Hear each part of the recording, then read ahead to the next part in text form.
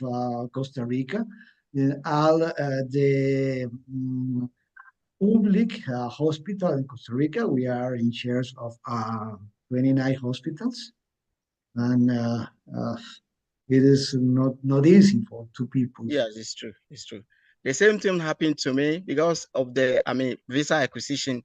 The timing was not accurate. So the time I got the visa, it was too late for me to come. But the initial planning was to for me to participate in person. But here is the case: we are all participating online. But all things being equal, it's good to see your face. Okay, good. Well, I hope in the near future you will be welcome in Costa Rica. Great, great. We are planning to perform the conclusion. I'm looking forward. It's the same one. Yeah. Okay, so we're going to share the same file. The first slide, and then slide, yeah. And then we have to, when we are finishing this, we're gonna share the final slides, right? Yeah. Right. But they're projecting or not? Las pueden proyectar. Now you make it on. Even now? La primera. Sí, está bien. This one? Partimos con las primeras y las que se vean. Didn't work it. Para que van a Have to press it. Don't work it, mute. Don't work that button. Sí. Yes. Nilan, is that the slide you want to show? Yes. Yeah, perfect. Okay. Okay, so we can start. Then let me see if changes. Yeah.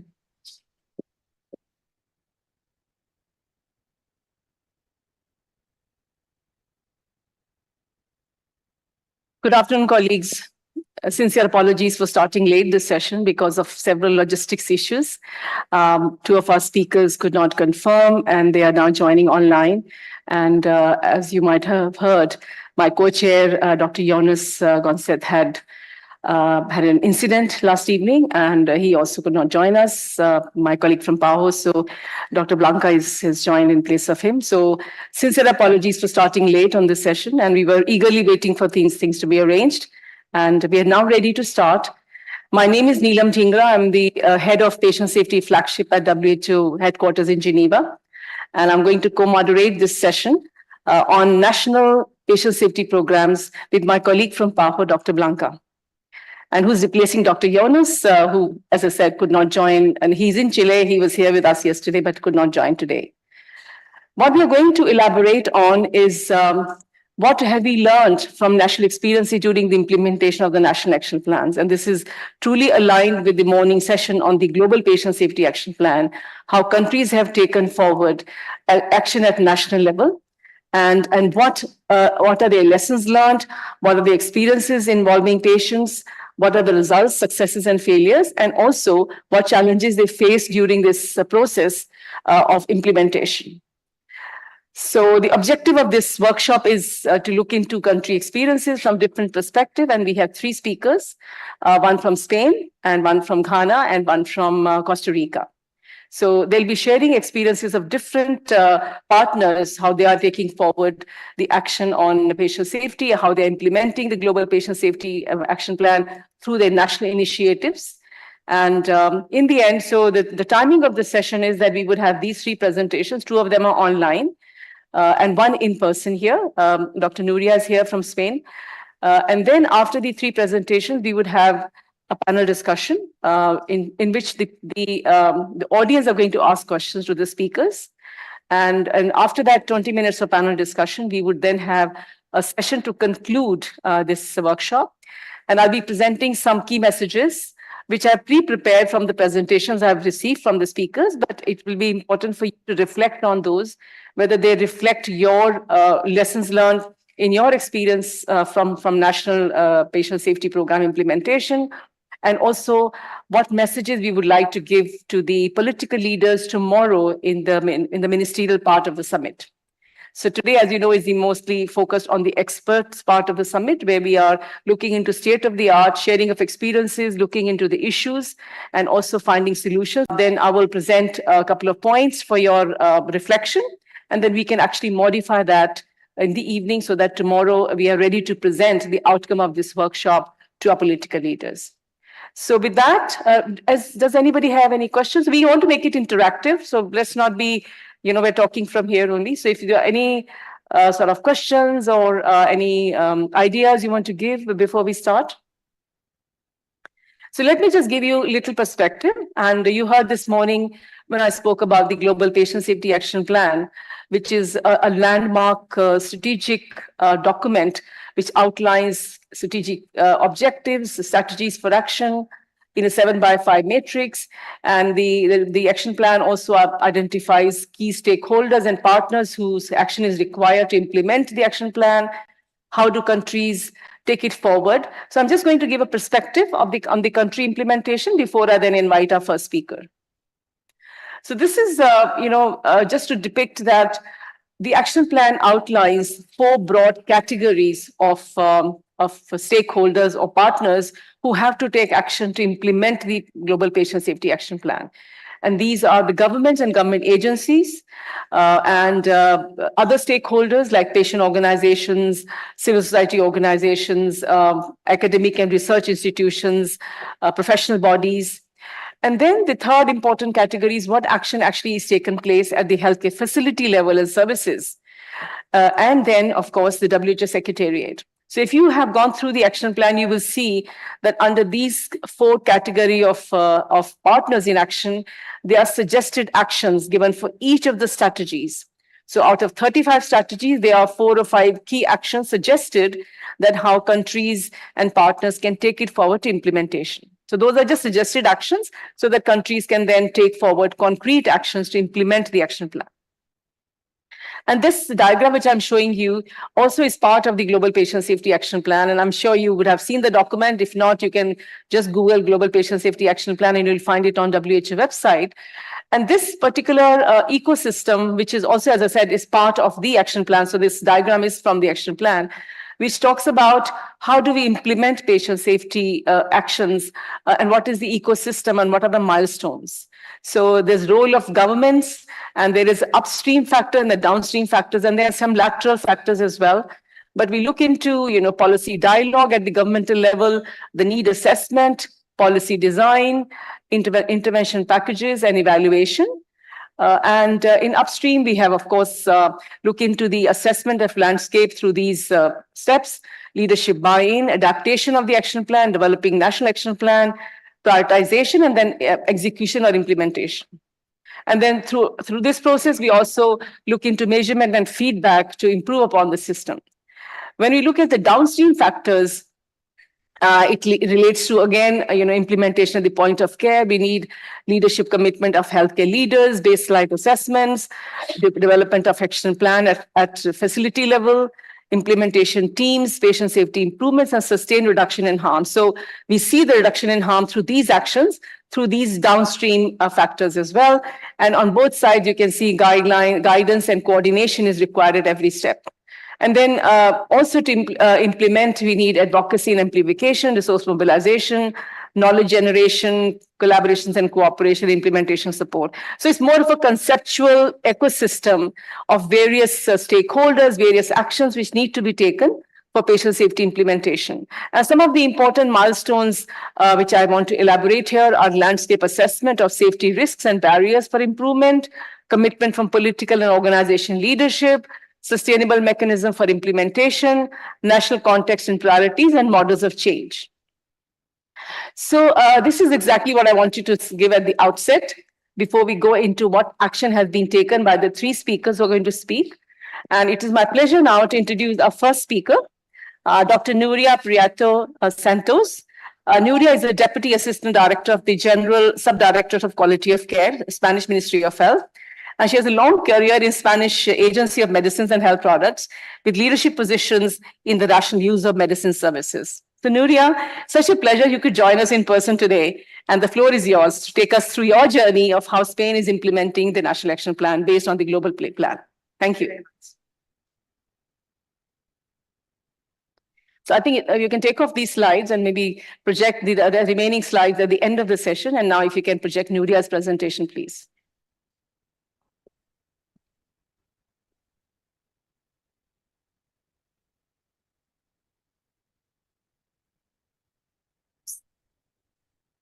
Buenas tardes a todos. En estos minutos, mientras la presentación se va preparando, lo primero que me gustaría es agradecer al Ministerio de Salud de Chile, a la Organización Mundial de la Salud y a la Organización Panamericana de la Salud la invitación que ha hecho al Gobierno de España, en mi caso, en mi persona, de poder estar con vosotros, compartir y sobre todo aprender mutuamente. Nosotros hemos hecho y para nosotros de todo lo que se está haciendo.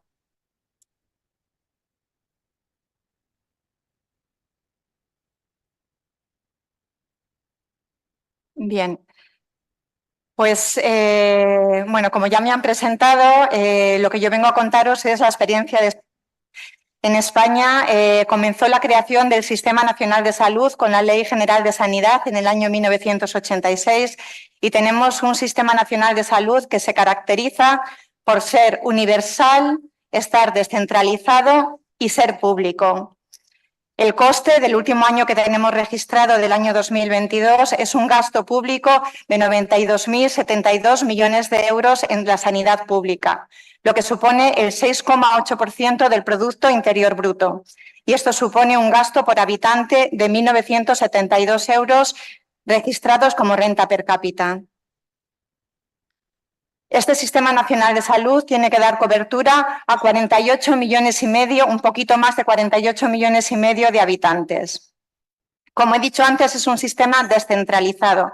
Está descentralizado en 17 regiones o 17 comunidades autónomas que son autoridades competentes en salud y son las encargadas de proveer los servicios sanitarios. Y se hacen a través de la columna vertebral del Sistema Nacional de Salud, a través de la atención en los hospitales. Están coordinados entre atención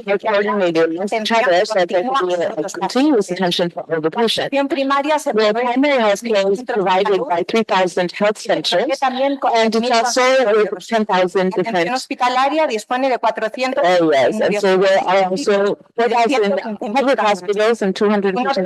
importantes. El Nacional de Salud es el envejecimiento de la población española. Esto quiere decir que la población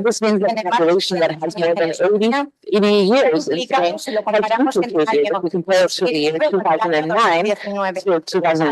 estamos alrededor del 60%. Tiene más de 80 años de edad. La población ha sido mucho más vertiginoso, mucho más grande que el resto de la población de la Unión Europea. Con este panorama nació la estrategia, de seguridad del paciente del Sistema Nacional de Salud en el año 2005 y se actualizó en el año 2015 con un espacio temporal de 5 años hasta el 2020. La estrategia está desarrollada en 6 líneas estratégicas: cultura de seguridad, prácticas clínicas seguras, una línea estratégica dedicada a la gestión de riesgos y notificación de incidentes, otra a la participación de pacientes, a la investigación en seguridad y la participación internacional. Cada línea estratégica tiene objetivos principales, secundarios y recomendaciones.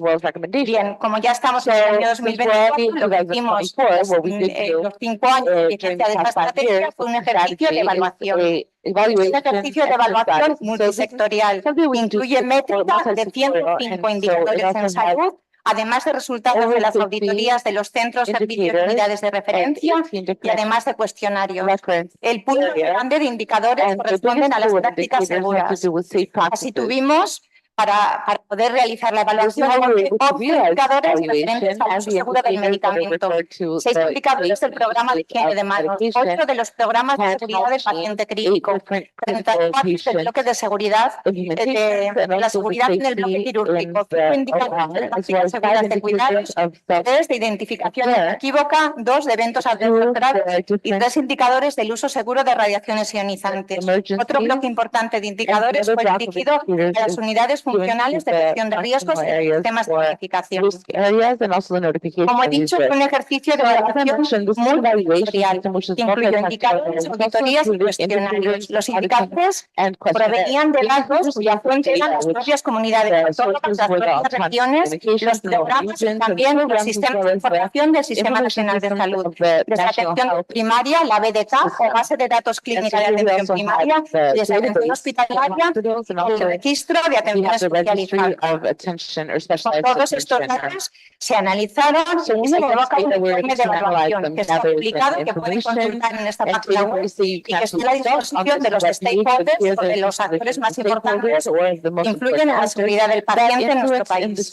Bien, ¿qué es lo que nosotros vimos al hacer el ejercicio de evaluación? Pues que había objetivos que se habían conseguido, otros que estaban en proceso y otros suspendidos porque no se habían conseguido, que son los que aparecen en rojo. Por ejemplo, ¿cuántos centros sanitarios, cuántos hospitales disponen de un plan de seguridad? Bueno, pues está en proceso porque respondieron afirmativamente el 73,9%. Sin embargo, hay muy pocos centros que tuvieron puestos en marcha un protocolo para medicación y medicamentos de alto riesgo. Y eso aparece en rojo.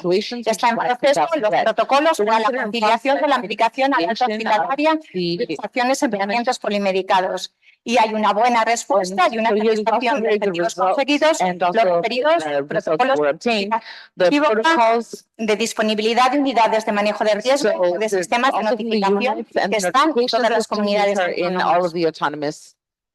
¿Qué es lo que nosotros hemos aprendido de la implementación de esta estrategia? Pues bueno, que hay factores que son facilitadores. Es facilitador trabajar en red.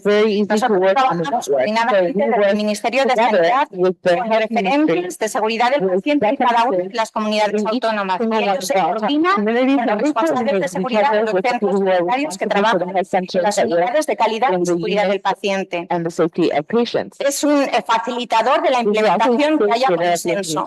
Nosotros, el documento de la estrategia de seguridad de paciente, el manual de evaluación y el informe de evaluación han sido revisados por las comunidades autónomas, las sociedades científicas y las asociaciones de pacientes. También es facilitador que haya profesionales sanitarios que sean útiles para implementar.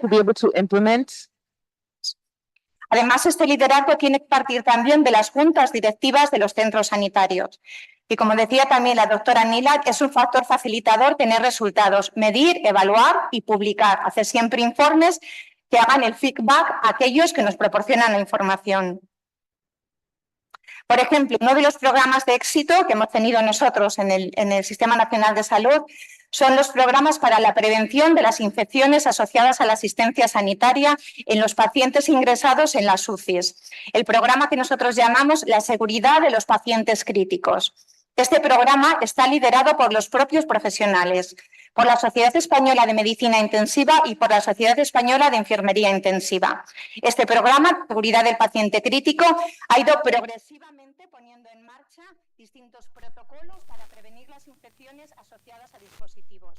Todos estos programas tienen en común que se mueven con paquetes de medidas específicas o bundles de actuación. Se mueven con un programa de seguridad integral. Tienen módulos de formación. Además, tienen sistemas propios de registro de las tasas de infección y tienen también un sistema de registro del cumplimiento de recomendaciones. Por ejemplo, estas son gráficas muy tediosas, no voy a leer todas, pero para que vean los resultados del éxito. En el año 2009, cuando empezó el programa de bacteriemia cero dirigido a prevenir las infecciones asociadas a catéter, observamos que ya en ese año, en el año 2009, cuando el programa estaba en marcha, tanto las bacteriemias primarias como las bacteriemias secundarias asociadas a catéter tuvieron una tasa de infección justo en la mitad de la que tenían previo a que se iniciase el programa. Con respecto al programa puesto para la prevención de las neumonías asociadas a ventilación mecánica, que se puso en marcha en el año 2011, como pueden observar, las tasas previas a la instauración de este programa eran de 11,5 por cada 1000 días de ventilación mecánica y disminuyeron cuando el programa estaba en marcha a 7,5 y a 5,3. Todos estos programas, como pueden ver en general, cuando llegó la pandemia y la crisis sanitaria, hubo una disrupción en la tendencia discontinua y las tasas de infección se elevaron. Ahora mismo nos encontramos en un momento que se están reactivando todos estos programas. ¿Qué barreras hemos encontrado nosotros en la implementación de la Estrategia del Sistema Nacional de Salud de España? Bueno, pues primero que no tenemos protocolizado la participación de los pacientes. En España no existe un movimiento de pacientes por su seguridad. Es un tema que nos tenemos que trabajar, tenemos que aprender de cómo se está haciendo en otros lugares y poquito a poco ir implementando. Otra de las barreras que hemos encontrado es cómo impregnar la cultura de seguridad en los centros sanitarios. La primera barrera es que no tenemos una ley que proteja a los profesionales para hacer las certificaciones y una ley que proteja a los profesionales que investigan esos incidentes a través del análisis fundamentalmente análisis causa-raíz.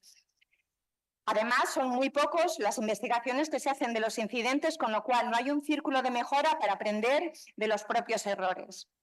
Programas de formación es una de las barreras que tenemos, porque sí que hay mucha formación, pero no hay una formación reglada que cubra toda la formación de los profesionales, desde el pregrado hasta el posgrado. Con este panorama y las conclusiones y el resumen que yo puedo decir, pues de la experiencia que nosotros tenemos, es que la seguridad del paciente es un componente crítico de la calidad y que tiene que llegar a todos los ámbitos asistenciales. La seguridad hay que tener atención primaria, en la atención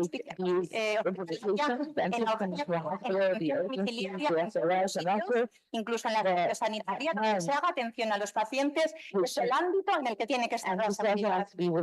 Otra de las cosas o conclusiones es que la implementación de las prácticas seguras es muy útil, porque hay que sean protocolos que dan resultados en salud, pero para que se llegue a cabo necesitamos el liderazgo de los profesionales, de las juntas directivas, de la dirección de los centros sanitarios.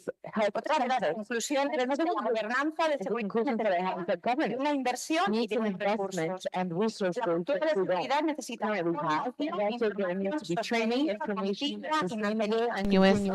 information. So the quality and also the health is very difficult to perceive because it's not tangible. It's not like an object. So quality in health centers is intangible, but we do have to be able to train and educate and have talks and to make it continuous. So thank you very much. I hope that I didn't go over my time. Thank you very much for your attention.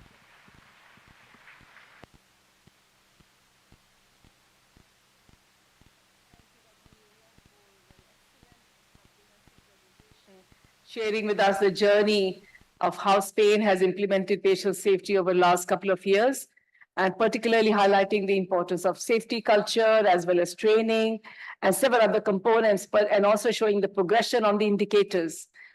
Thank you so much indeed. So what we will do is we will keep the questions in the panel discussion time, and we would now like to invite the next speaker.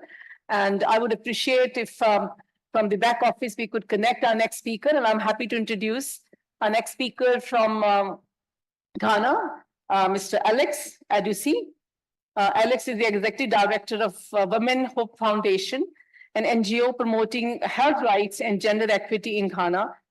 Alex has been promoting health development and advocating for health rights, gender equity, empowerment of women and girls for over 15 years. And he's also a member of the WHO Patient for Patient Safety Advisory Group, as well as a patient champion for patient safety in Ghana. So could we have a connection with Alex, please, now for his presentation?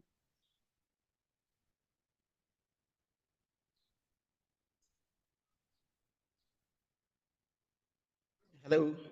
Hello, Alex. Can you hear me? Yes, I can hear you. Wonderful. Thank you so much indeed. And the floor is yours, Alex. Great, Lidam.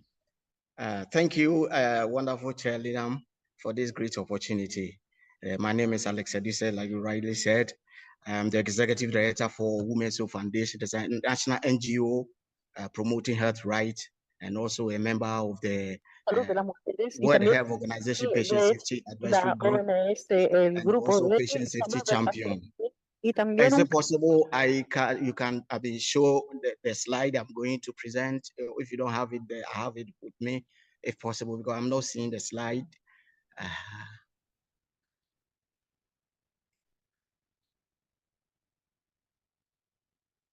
Is it possible to project slides?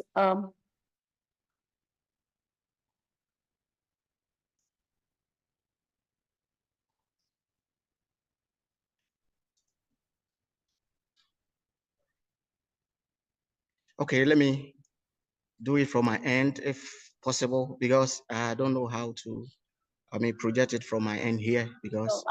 I think, Alex, you have to share your own screen. Okay, right. So I don't know how I should share it, because this is supposed to be done previous before the whole thing started. So there's a share screen function, yeah. Okay, let me check and see. Okay, yes. Here's the one.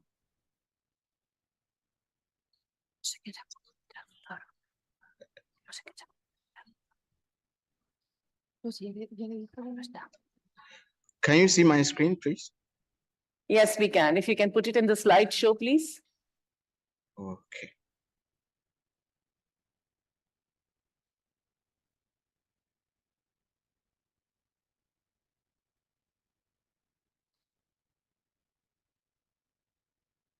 Wow.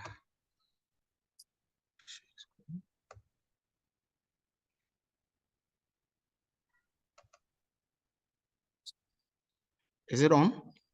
No, and you can actually just go to the bottom on the right-hand side. There's an icon for sharing full screen, Okay, right. just next to the size. You can do it from there as well. Yeah. Okay. No, this is recording. Okay. So if you go down just on the screen at the bottom on the right-hand side, please. Okay. And just next to the size icon. No, you have to next to that. Okay, right. Wow.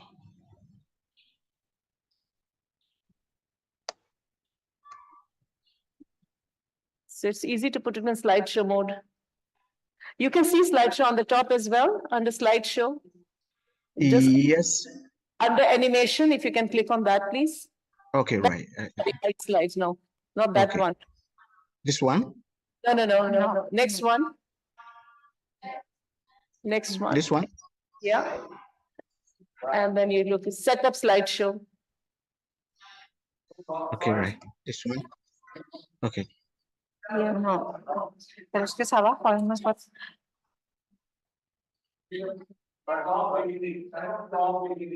From the beginning, I think you have to say from. Yeah, just go to the left hand. Just cancel it this, Alex. Okay, right. No, cancel at the bottom on the page. Wow. This is supposed to be done. This one? Yeah, just go to from beginning on the extreme left corner. From the Extreme left. beginning?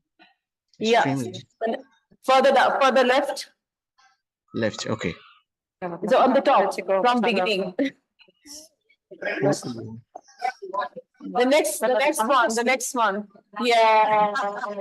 Do you have it? Hello? Yes, please. Alex, please go ahead. Okay, great. Sorry, because this is a new thing, and then you were supposed to be done this one before we even started the whole thing. So thank you for your patience. Well, I'm going to present on lesson learned from creation and implementation of the National Patient Safety Action Plans and Programs in Ghana. And okay, right. So this is a profile of Ghana's profile, because in Ghana, we have 16 regions. And then this is the map of Ghana and their regions with their capitals. So the left one is also a map of Ghana. So the 16 regions, we have the Upper West, we have the Savannah, we have the Bono, we have the Bono Ahafo, Ashanti Western, we have the Upper East, Northern East, Northern Oti Volta. These are some of the regions, 16 regions we have it in Ghana. So I'm speaking with you now. Okay. Oh,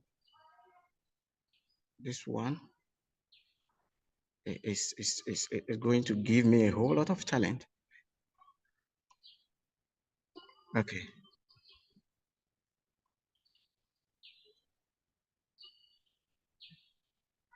So this is a profile of Ghana, like I rightly said. Okay, within the Ghana Health System, this is the organogram for Ghana Health System. We have the Ghana Health Service and the private ones, those who provide the services, the Ministry of Health as a steward or policy, mandated ministry. We have the regulatory bodies, we have the food and other bodies under the Ministry of Health, and also the decentralized, institutions like the Ghana Health Service and their health directories within the Ghana Health System, and also the district health directorate. So this is the organogram of the Ghana health system. And then with the per capita, okay,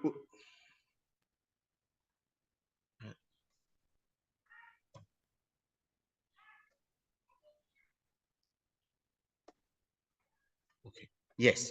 So per the World Health Organization indicators, Ghana public and private sector health expenditure per the capita is 84.98, and then the GDP is 3.99%. So this is from the the World Bank indicators for the health system expenditure in Ghana here.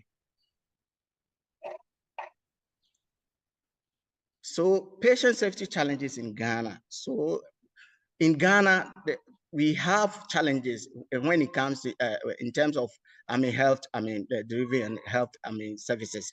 There are so many challenges within the healthcare system, but the one that is facing the patient, the patient challenges is what I have listed here, because we have incorrect diagnosis. We see sometimes because of the health system, there are so many errors in diagnosis, which is a trending issues in Ghana here. We have also challenges on medical errors. It's also a challenge. Patients are facing a lot of challenges when it comes to medication errors, and then also the surgical errors, unsafe transfusion and injection practices is also issues confronting patients in Ghana here. Lack of infection control. You go to hospital, and then at the end of the day, you acquire a whole lot of infections from the hospital. That is, the hospital acquire infection of hospitals with infections within the Ghana health system, because their system, it says that the prevention of infections and other things are not adequately taken care of, and it's giving a lot of challenges in terms of hospital acquired infections, and also poor patient engagement, patients and their family engagement in healthcare services, because patients need to be engaged. Like we rightly all know, this global patient safety action plan is promoting with the 7 strategic objective. In Ghana here, we are facing a whole lot of challenges when it comes to patient engagement. Though the health system is engaging patients, but it's not adequate. And also patient, poor patient healthcare reporting. This is also a whole lot of an issue, because when it comes to reporting, there's no transparency in the patient safety reporting. Because as I'm speaking with you now, we don't have any data that is showing that this incident has happened to this hospital. Though the system can tell you, but it's not accurate. We don't have the basic data for that one. So now, lesson learned from the creation and implementation of the patient safety plan and programs in Ghana. What is the guiding principle when it comes to implementation? If what is working well, what fuel the system to achieve its results, the enabler. So this is what I have learned from so far, because if we have the political will and commitment from the government and then the duty bearers, I believe the implementation is secured and the implementation is smooth. And then also coordination and collaboration engagement among agencies. That is the key agencies when they collaborate, because we have the public and then we have the private institutions. We have the key stakeholders, the other institutions, other sectors like environment, and those who are those institutions that are not healthcare related, but in terms of their engagement and their collaboration, it will help. It will guide the implementation of the patient safety action programs, and also resource mobilization, whether some enough or whether some resources available. I believe it's good to implement patient action plans and patient programs, but when there are a limited resource mobilization, it makes it difficult. So the obstacle or the hindrance is the opposite of the guiding principles or the enablers, which is the poor political will or commitment from the government. If the government is not showing any commitment, or if the government is not interested in patient safety issues, or poor coordination, collaboration, engagement, if the collaboration or engagement is not accurate, I think it make it difficult for the implementation to achieve its results.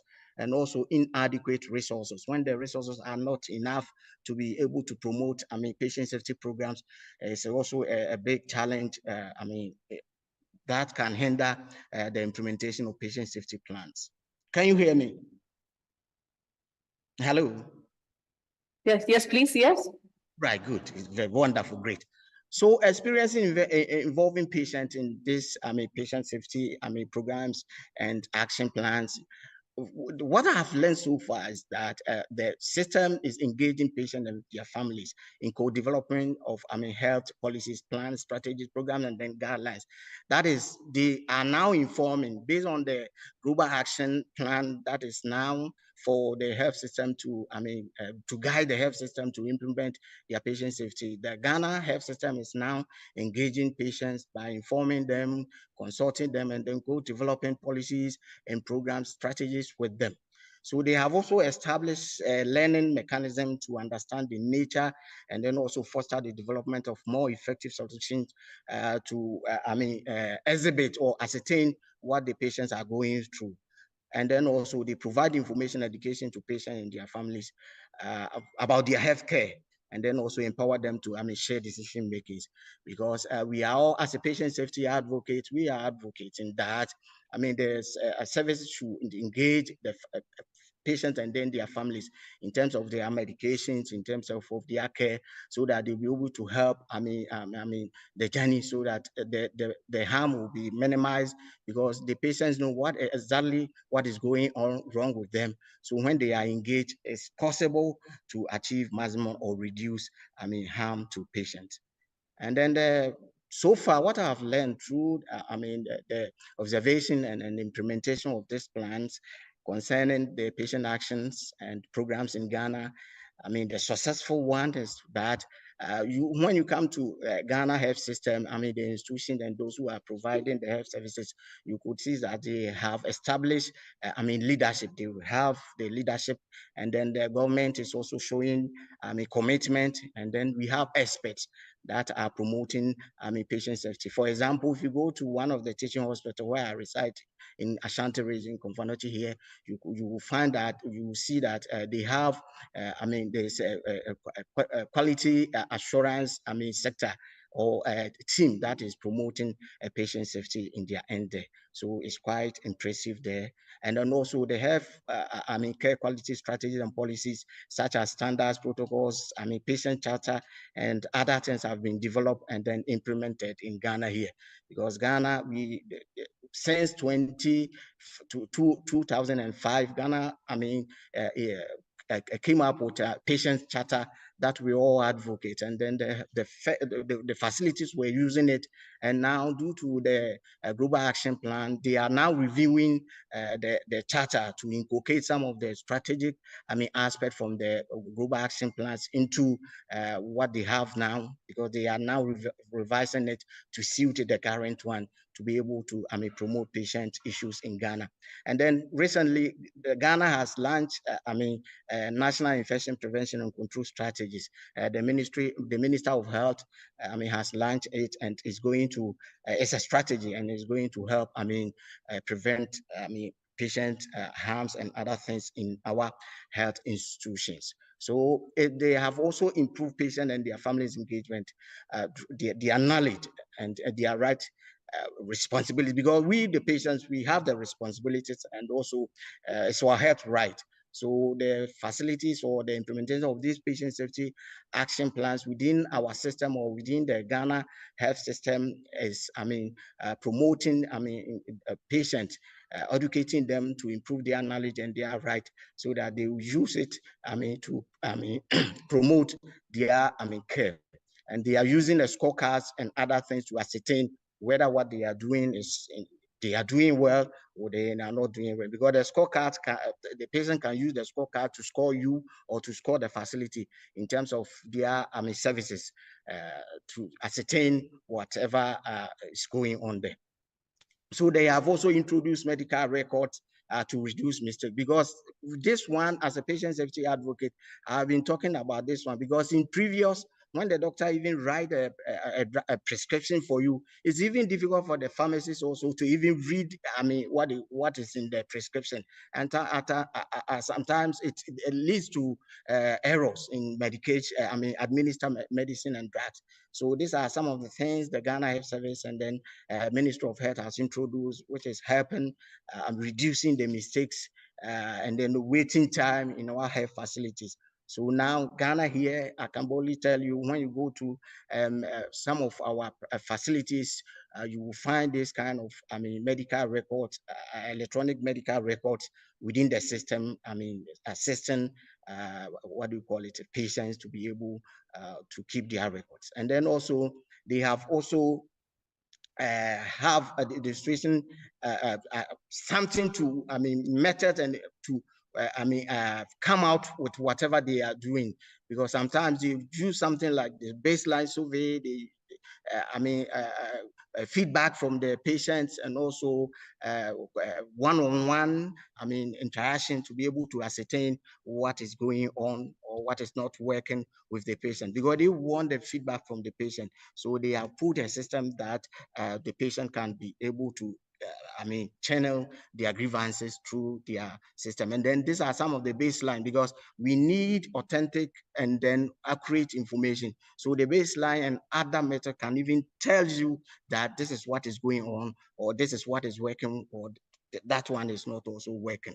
So Ghana also has celebrated, I mean, the World Patients Day since it started 2019, and then the last year, Ghana Health Service celebrated the, I mean, 2023 Patient Safety World Patient Safety Day. So the results, because doing this, that, like I mentioned it earlier, there are so many challenges in terms of ineffective, I mean, mechanism, I mean, for a strong, I mean, partnership, because it's not adequate. They don't involve patients, like I already mentioned in the first, first presentation, the challenges that the patient engagement is not all that adequate or all that strong, because in terms of promoting what is the Global Patient Action Plan, we need patients also to be engaged in promoting the plans, because the healthcare system is supposed to engage patients so that patient input can be inculcated in implementation of this Global Patient Safety Action Plans. And our engagement is not all that effective. And then the mechanisms also to engage the patient is also ineffective to engage patients. And also we have implementation and monitoring of the policies, that the standards, because the system is not having a strong monitoring and learning system to be able to track or measure what is going on. Because with this Global Patient Action plans, there are some indicators, milestones to be able to achieve, and we need a strong monitoring system to be able to come out with the, see that we have, reached the target, or the indicators, something to be able to measure. And it's not all that effective when it comes to the system of monitoring of the policies and whatever standard we have in Ghana here.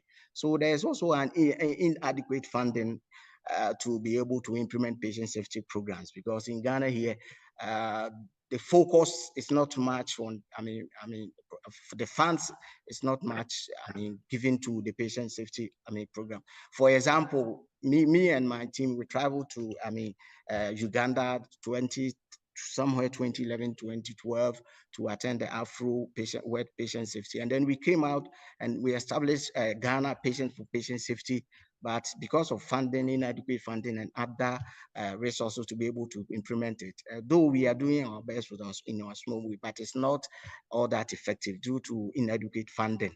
And also poor database. I've already mentioned this one. When you go to our health facilities, it's not possible to ascertain or find database, the accurate one. Maybe you find some, but it's not adequate. It's not enough to tell the story or to tell what is really going on in our facility in terms of patient harm and patient challenges. And also we inequalities, equities, inequities in the distribution of skills, skilled human resources. because the doctor, patient ratio is not encouraging. The nurse, patient ratio is not encouraging. So nobody wants to go to the rural, the rich communities, the grassroots, because all the doctors, even our nurses are even going to abroad for the greener pasture because of, the financial constraint they are confronting in Ghana here, because they need to improve, their, their livelihoods, and they are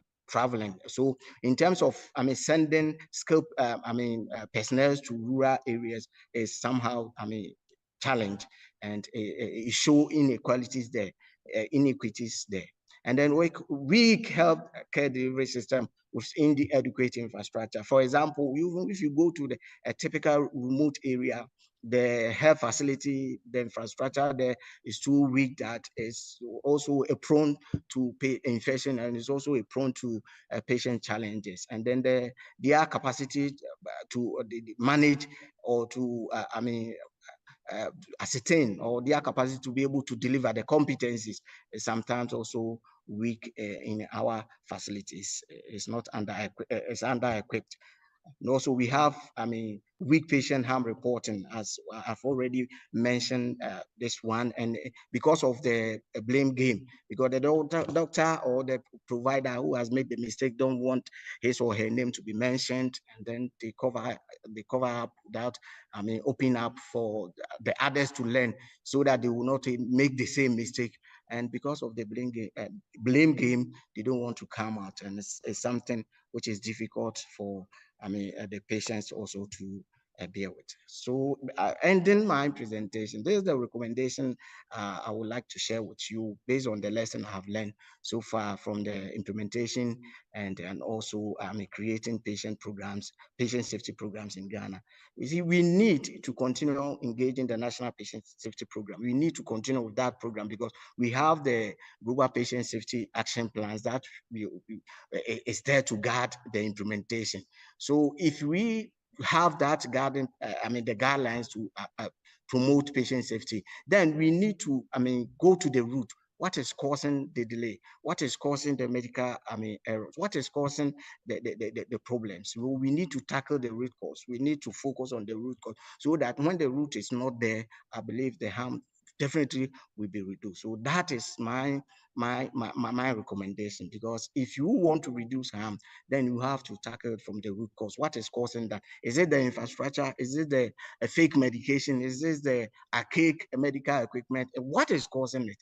And the system needs to improve, so that it will challenge what is causing harm to the patients. And there's also a need of funding from the government side and also the international organization.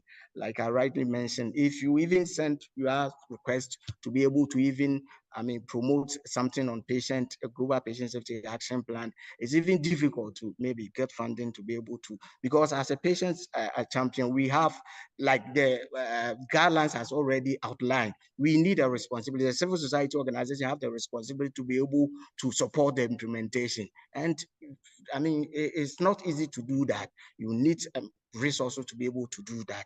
So the government should also help with this implementation, and then also promote the patient champions activity, civil society organization activity, to ensure a greater outcome, because the healthcare system cannot do it alone. They need the support of we, the patient, and our families.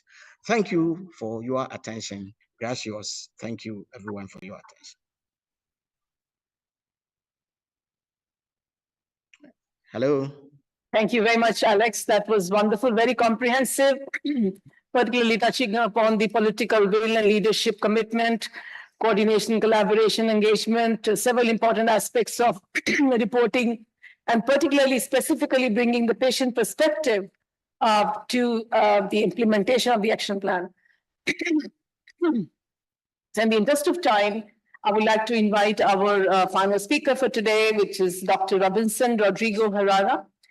And Dr. Robinson is a specialist assistant physician, clinical evaluating coordinator, university teacher and researcher, Costa Rican Social Security Fund, Institutional Quality and Patient Safety Program, National Children's Hospital of Costa Rica. And I'm really grateful, Dr. Robinson, you can join today. I know you were planning to travel, and at the last minute, we were able to arrange online presentation. So really appreciate that your availability still to speak to us. I would appreciate if you can keep your presentation for 10 minutes and share with us the story of Costa Rica and patient safety implementation. Thank you very much. Thank you very much to all. I will speak in my presentation in Spanish. Everyone is hearing me good enough? Sí. Perfecto. Sí. Bien, muy buenos días. Aquí desde Costa Rica, un cordial saludo para ustedes. Greeting for all of you. Agradeciendo I'm very thankful for the Health Ministry in Chile for this invitation that they gave us in order to be able to participate and be able to share my experience that we have here in Costa Rica in Social Security for Costa Rica, and also related to the institutional policies for the safety of patients and also for the global challenges for the World Health Organization and also international patient safety. So we are the institutional program of quality and safety for patients of Social Security in Costa Rica. And Costa Rica right now has a population of 5.26 million inhabitants. Just only in San Jose, there's 32.2% of the population. Our hope for this is to have 8.2 years, and also in women, there's more women than men, for than 83.7%. So the attention for the safety of these patients and for the attention for the public health is in charge of Social Security in Costa Rica, and they're divided into 7 different networks that are integrated into the granting of services, of health services. There's 29 different hospitals and 106 different local units, health units. This is roughly our number of surgeries goes over 150,000 a year for our population. The expenses per capita in health is of 953, and the expenses as a part of the GDP is of 1,658. Public expenses in health represents 5.6% of the GDP of the country, and it is divided in the following manner. 64% of these expenses in health are financed by Social Security, and this is a diagram of the state and also of the workers, and as well as the patterns. So the second expense is the one from direct homes, which is around 22%. And 4% of these are together with these voluntary payments, or the ones that are out of pocket. And so currently our challenge, which is the biggest one so far as patient safety is concerned, is to be able to achieve the optimum compliance with these global challenges with the World Health Organization, public and private. So in order to talk to you a little bit about our history in patient safety, in 2002, the World Health Organization gave out a resolution in favor of patient safety, and in 2004, it was established for the International Alliance for Patient Safety, and we started working with this in Costa Rica starting in 2005. So in 2007, there is an institutional policy for the quality and safety of the patients in 2007, and this program is in charge or two people are in charge here, Don Enrique. And also we do have these global patterns for the institutional or international policies for this patient safety and patient quality, and as well as the evaluation, the research, and the monitoring of the quality of the attention and safety patient safety in Social Security in Costa Rica. And so this is our policy, our institutional policy for the quality of care of the patient, which contemplates 7 different areas. The majority of them are in agreement with those global challenges that I had mentioned earlier from the International Alliance for Patient Care, and it also allows us to work in harmony with the World Health Organization. We also have our chapter of patients for the safety of patients here in Costa Rica as an organization that is independent, but also it is supported by the Social Security in Costa Rica. So from the beginning, we have been able to work with global challenges. This was the first global challenge that we had to deal with for safe and clean attention. And so here, this is established in Costa Rica, and it was the pilot for the Americas of this initiative, and also one of our great achievements or accomplishments is to be able to have this solution for hand hygiene in every single one of the hospitals or clinics that we have here, and also at the end of the bed of every single patient from the hospitals and of the Social Security patients. And so this was able to be achieved by the collaboration. So we also participate in the American study of adverse patients, and here we can also see that we work together with Spain. This study left us with great learning experiences. So for example, to be able to avoid adverse situations, it was greater than 60%. In this sense, we took the task on. We had an international expert force for the studies, and also we were able to publish several articles that were related to the classification of the adequate classification of these incidents and of these adverse situations, which was published from the team of CONAMED. And this is also a consultancy for the Pan American Organization of Health. And so also what we have been able to implement in our report system for the voluntaries for adverse elements. So this volunteer is available for all of the attention centers and hospitals, but particularly in the National Children's Hospital in Costa Rica, which is our pilot test. And then here everybody can this is made available, this incident report is made available to everybody, which is then analyzed by a commission of experts that is based on the protocol from London. So every single month there are different directions from these hospitals that receive a report to be able to have these adverse incidents that are distributed through different shifts and services, the characteristics and the particular characteristics that they have in this adverse situation.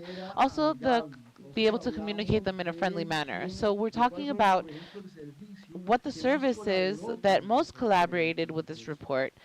And in order to do this, we can avoid these report systems, these voluntary report systems. And since 2016 to date, we have been able to have a very good succession related to the system that we have for the reporting, being able to detect these difficulties that might have, these events that keep repeating themselves, and also taking them on, for example, the infections that are related to catheters. And we also created a special commission for the management of catheters. So this experience, this has been published in a magazine from the Autonomous University in Chile, specifically related with the National Children's Hospital, which is the leader in this reporting system, for this volunteer reporting system, as well as the Japanese government with the University of Tohoku, where they can study, and we also work with them in micro quality Enseñamos a los equipos de trabajo a hacer sus proyectos de mejora y ahí tenemos varios proyectos en relación, por ejemplo, that are a related caída- to al abordaje de caídas de pacientes, for the patient workshops, as well as y seguridad similar y medication, and also the safety of that are derived and throughout the years have been presented in durante el Día Mundial de la Seguridad del Paciente, throughout de the los day países of de Costa Rica. international patient health in Costa Rica. And so here we have also been able to achieve that all of the hospitals have a significant amount of micro projects to be able to improve themselves and improve also the very simple processes, as well as the ones that have to do with the quality of attention and also patient safety. And so this is another line where we look at this global strategy. We have this certain list of verification of surgical practices, and in all of the major surgeries that are carried out in social services is the proper compliance and the verification of this compliance in every single hospital that works with Social Security in Costa Rica. And furthermore, they have to verify the different quality aspects, such as antibiotics or prophylactic therapies, as well as the temperature pre and post surgery of the patients, the glycemia, and all of this information that we were able to collect, we send it back to every director and team in surgeries for these hospitals. The positive experiences that we can see from 2010 to date is that we haven't been able to have surgeries in wrong patients or in the wrong places, which for us presents a relief in the sense that, as I was saying, we have more than 150,000 major surgeries a year. So from this, we're able to well, the doctor is going to be here at one of the forums speaking specifically about the development of this strategy. So I recommend that if you can assist to that for that presentation, then you can also find this very modification there. We also have to share these experiences with other countries that have also requested this information to be able to collaborate. In other initiatives that we have, there's the choosing wisely in Brazil to avoid unnecessary procedures, which is a very advanced program that we have in Costa Rica, which also helps us to celebrate the better management in Costa Rica for patient safety. So from the beginning, we have had good alliances and acknowledgement for work of this institutional program for safety and quality of patients. So for conclusion, we have to be clear that as we're showing a lack of initiatives, we need leadership in the care of patients, and this leadership is necessary because we do have to be able to be aware of the human factor, and so they are very good, and they've also have more diagnosis for treatments that they need, but it doesn't eliminate the possibility to be able to have these kind of events in the best hospitals in the world. Human factor then within our philosophy is central for the security and safety of these patients, which is why it's necessary and to strengthen this international culture and the participation, and not just punitive, because we do have to be able to learn from the mistakes that we make, and also in this way be able to guarantee a better attention for these patients and human attention as well, or human care given by humans to humans. So from the ones that we have here in our country is the incrementation of longevity, which starting from the year 2000 to the year 2023 had gone up significantly and will continue to go up exponentially. This is just one of the challenges that we have or that we're facing with the relationship with patient safety as well as the quality of their care.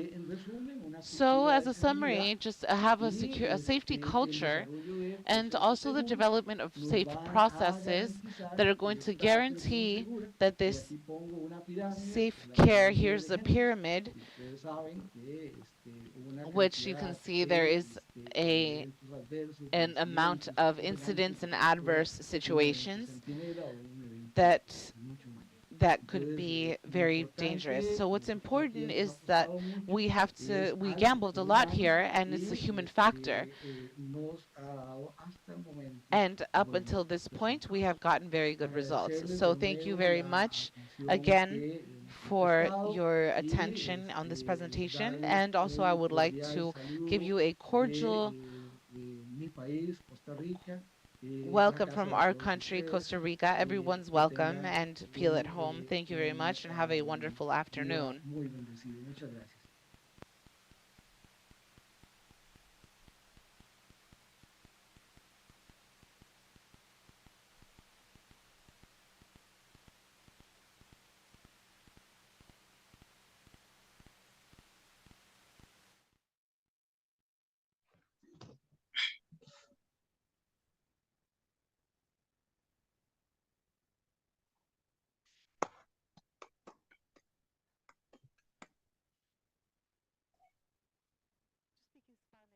Quedo pendiente si hay alguna pregunta o algún comentario. Muchas gracias. Thank you very much to all our speakers. So sorry, because of the time, we won't be able to have a question and answer session.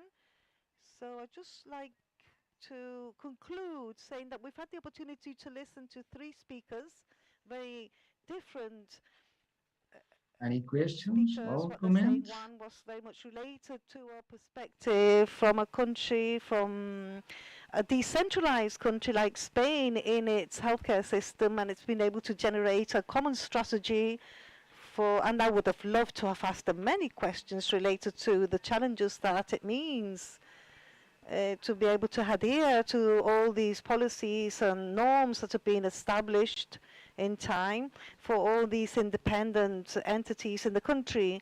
And we also listened to our colleague from Ghana, who showed us all the huge challenges that they have in a context of less resources and where we have a diversity of stakeholders, in a system, in a government and privatized system and non-government system. So there's a huge challenge there to be able to centralize and coordinate all the different stakeholders involved. And finally, Dr. Robinson showed us the reality of the main National Health Service provider, which is the Caja de Seguro Social in Costa Rica, and how they've been able to build in collaboration with the ministry and also with other international agencies to be able to establish a better service and safer service to the population. So we'd just like to thank them all. Y también si quieres decir algo acerca de las conclusiones, doctora Blanca.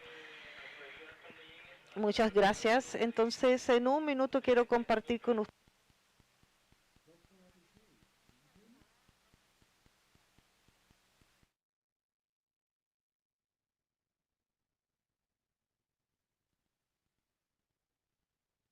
Yes. Dr. Aduse. Yes, it seems we are, since, hello? Hello? Can you hear me? Yes, doctor, I hear you. I don't know if in the main room everyone can hear us, because yes, I'm in the room, and it seems we have lost. And then also the presentation was all in Spanish, and so it's difficult for us to understand from your perspective. That Yes, is what I I wanted to say. understand. Yes. They do not tell me about this in English. I think I was in Spanish maybe. That is why I speak in Spanish.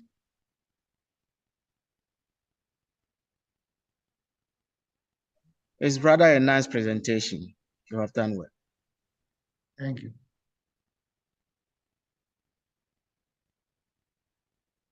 You are waiting for the moderator or people in the main room.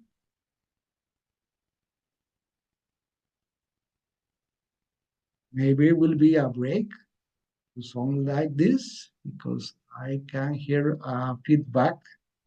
So I'm also not getting any feedback from them, and then it seems, I mean, their connection is maybe disconnect. I don't know if we can even call them to see. I'm also at the same, I mean, challenge. I'm not seeing anybody here.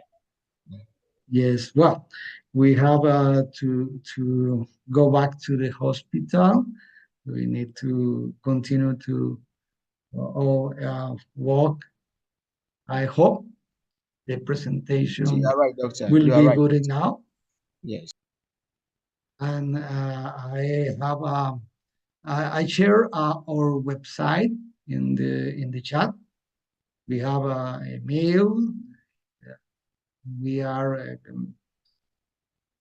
in the best disposition to collaborate or share experience with other countries. Great, great. I would love to do it. I'm looking forward for that. And if possible, let me type my email so that you also type your email. Then I'll pick from there. I'm typing my email address so that they'll pick from there. You see in the chat. Yes, I'm sending it through the chat.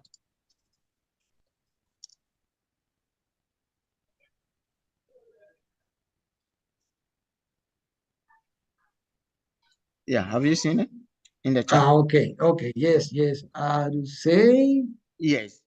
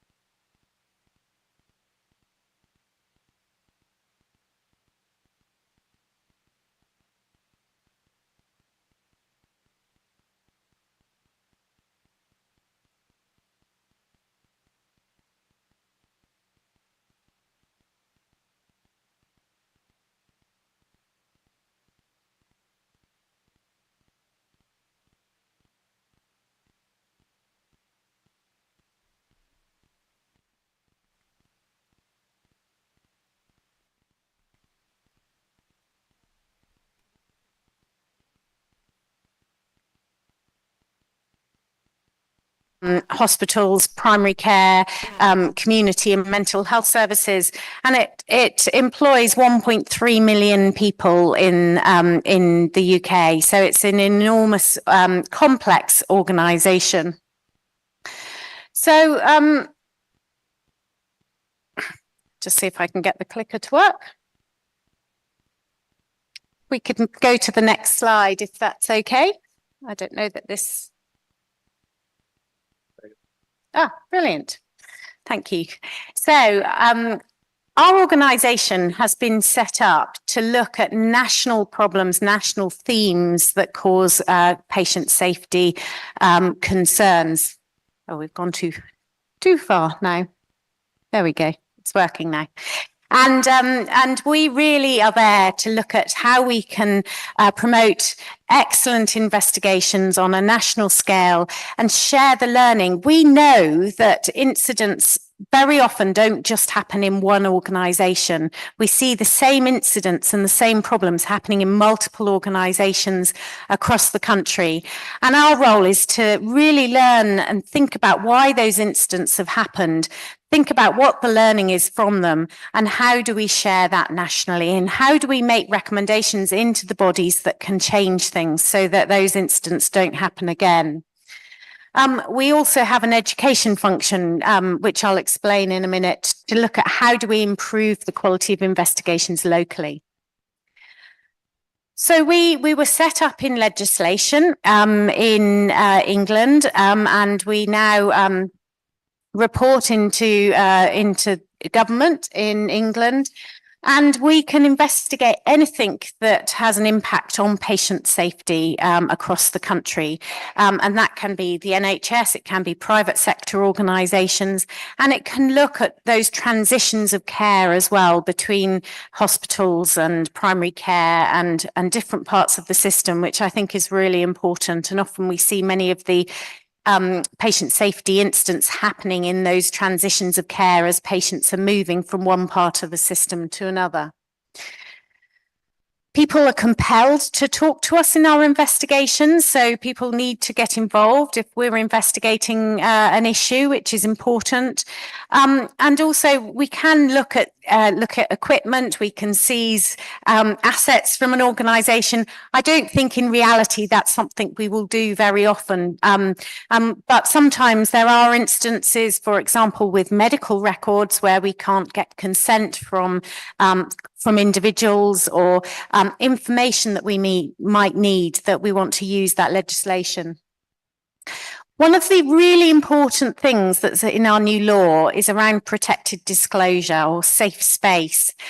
And what this means is anything that people tell us in our investigations, we have to keep confidential.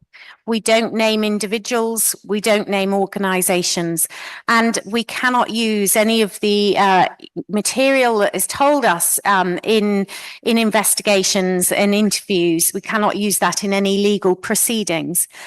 And we think that's really important, and we've learned from the airline industry and other industries around this, because what it means is that people can talk to us about things that have gone wrong without any fear that they're going to get told off by their organisation, they might lose their job, they might end up being named and shamed. So that's a really important part of our legislation, and we're going to keep a very high bar to make sure that everything that we're told is confidential. Clearly, if someone tells us something that's criminally against the law, or something that's, you know, someone's killing people or whatever, then clearly we will have ability to act on that. But actually, by and large, we will keep everything confidential. Our investigations are underpinned by the best safety science and the best human factors expertise that we know about. We work with academics, we work with people who've worked in all safety critical industries, and we want to keep at the cutting edge of investigations. And we're working with lots of people internationally to try and make sure that we understand the best quality investigation methodology that will actually make the difference. We want to put people at the core of our work. So often we hear from investigations that people are not involved, patients are not involved in those investigations. It compounds the harm that they experience. They feel often at arm's length. We want to really involve people that have experienced harm in the core of our investigations. And so often we hear from the healthcare workers, when an incident has happened, it can be really distressing for them. It can be the end of their career for some people. So how do we really involve healthcare professionals in those investigations to make sure they're very much supported and we help with the learning? We can use the evidence from all of our investigations to be a really strong voice for safety, and we've recently been a strong voice for safety around digital safety, around workforce, around a whole different several areas, and we want to continue that and use the investigation evidence that we've got to national level to really improve the healthcare system. And importantly as well, we want to improve the quality of local investigations. So often we hear that local investigations are very variable. They're done on the side of someone's day job by a whole range of different people. Investigators often don't get the support they need. And often they're looking at very complex issues and not really able to pull out the learning from those investigations and really make the changes locally that are needed. We've got lots of examples of impact so far. We've been running for 4 or 5 years, as Salim said, and actually what we found is that impact happens over a period of time. It doesn't always happen immediately, but we've done a recent investigation, for example, around the information that people need at bedside in a hospital, and that was on the back of a very sad story of a case where someone wasn't resuscitated when they needed to be.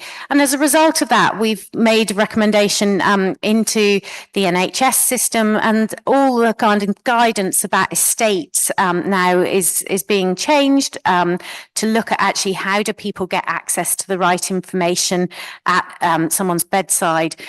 We've done investigations around ambulatory syringe pumps because we found we investigated a case where someone wasn't getting the medication, the pain relief medication they needed.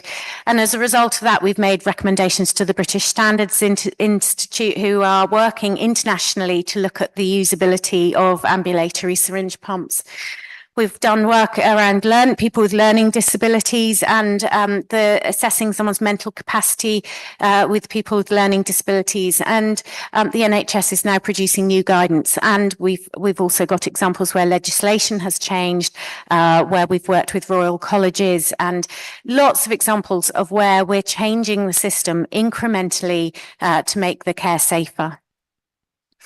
I just want to, 2 final things I want to mention. One is around safety management systems. So we know in every other safety critical industry, they have well embedded safety management systems. And this is a much more proactive, structured way to look at safety. So we've worked with NASA, we've worked with the aviation industry, we've worked with rail, marine, and we're trying to explore what do safety management systems look like in healthcare? If you look at our website, we've got a report. We're doing a series of reports in this area, and there's a little short video clip as part of that which explains about safety management systems.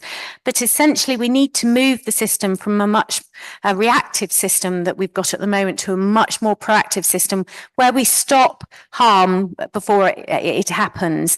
You know, one of the lovely quotes in the report is that in healthcare, you know, we talk about first do no harm, but actually in reality, it's first do some harm, because we wait for the data. We wait for things to be proved to be a harm before we do anything about it. And we need to change that. We need to listen to people's concerns and act on them and deal with concerns, deal with hazards long before they actually cause harm.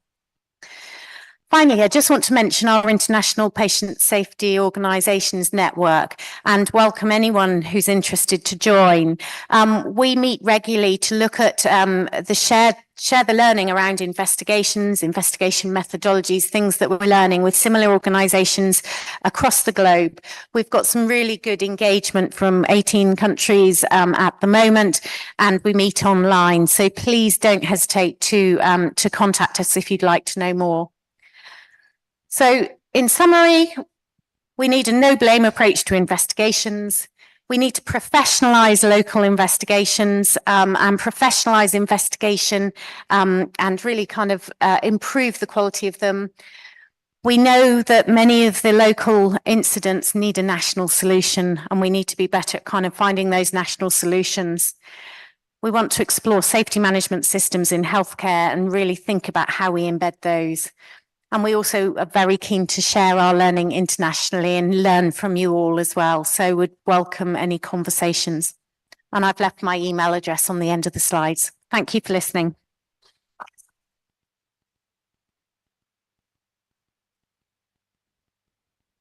Thank you, Rosie. Just before I hand over to Walter, my coordinator, to introduce the next speaker, just to make a brief comment about the interesting work that Rosie's described. A few months ago, I was giving a lecture and I wanted a better example of an up-to-date patient safety incident. So I went to one of your reports, and it was two things struck me about it. First of all, these reports are all in the public domain. You can look at them. The first thing was that when I first became involved in patient safety 30 years ago, and subsequently, there have been very, very few major reports, authoritative reports in the public domain exploring patient safety, serious outcomes usually. And most of them are legally based. So they're seeking accountability and, quite frankly, blame a lot of the time. And they're not learning orientated at all. But these reports that Rosie's organization is doing, they're the opposite. They're very learning focused, and they use a human factors emphasis rather than a forensic or legal emphasis. But the other interesting thing that struck me, the report I chose to unpack and summarize for the students was an incident in which an oral drug had been injected intravenously. Now, a member of the public would be incredulous that such a thing could happen. But at the end of the report, I think you said there have been 15 other examples of that. So it just shows you. But the very interesting thing was it was a beautiful analysis. There were multiple causal factors, as there are in any patient safety incident, but it was a near miss or a low harm incident. Near miss in the sense it didn't kill anybody, but it could have. And it struck me that we spend most of our time analyzing the tip of the iceberg, the severe harm and death. And this was, if you hadn't known that the patient hadn't died, you would have assumed that they had, given all the things that went wrong. But it was a low harm incident. So I commend the approach to you and also the reports that are in the public domain. So over to you, Walter.